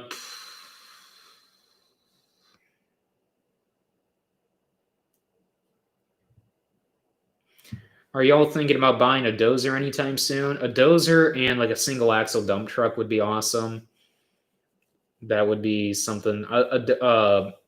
A dump truck is kind of like what Dad and I have kind of been looking for on like online auctions, is if it would go real cheap, like under $5,000, to move like fill around. So I guess we'll go ahead and end it here. How do you like your skid steer? Looks like it's doing a great job for you guys. Nice job on the fab for your grapple. Love it. Really no complaints about it. I put a radio in it. Love the radio. Really no complaints about it. I'm glad I got the size I did, because otherwise I don't think I'd be happy with it then. So last one, how did you like your old 9650 combine? We loved it. I mean, that was a really awesome combine. Well, I'll finish up with the last one there but anyways, but on the combine, just to make it real quick and brief here, I mean, we really loved that combine. That combine was awesome. We got it with just under 1,000 hours on it. Ran it till 48, 75, 33, 33, and really, we were really happy with it. So it was quite a transition going from a 50 series to an S series, but we've been known to make pretty big jumps in combines in years past, going from a new idea uni to a 6600, from a 6600 to an 8820, from an 8820 to a 9650, from a 9650 to a S690. So we've been known to make some pretty big jumps. When's the video coming out of the new secret purchase? You should say purchases, because we're actually more than likely going to be doing 2 on the same day. So that one will actually be coming out on New Year's Eve. And that's if things go the way they look like it's going to be planned. So New Year's Eve is when I'm planning on doing that video. So last one, were you guys ever in livestock? No. I'll just make things simple. We were never really in livestock ever. So All right. Well, I really appreciate you guys all tuning in. I did not really know how long I was going to run this. I didn't expect it to run till over 3 hours here, but I'm really glad it did. This was a really good one. Uh, I really appreciate all you guys tuning in. Next live stream is going to be next Sunday, last one of 2020. So that'll be a really fun one. I don't think I'll do anything on New Year's Eve. I know some guys do. I don't think I'm going to do really anything on New Year's Eve as far as a live stream goes. Maybe. I don't know. I haven't really thought about it yet. Just depends on what's going on. New video tomorrow. I don't know when. I don't know if I'm going to edit tonight or not. I don't know. New video tomorrow, new video Wednesday, new video Friday, live stream, then new video again Monday. Then we'll kind of, figure out the videos next week. I don't know. I'm going to have to change my video schedule up to get that video to Tuesday's video out on New Year's. So we'll figure it out. So anyways, I really appreciate you guys tuning in. We had a really good conversation tonight, and I guess I'll catch you guys tomorrow in the next video, if not live stream next Sunday. Thanks for tuning in, guys.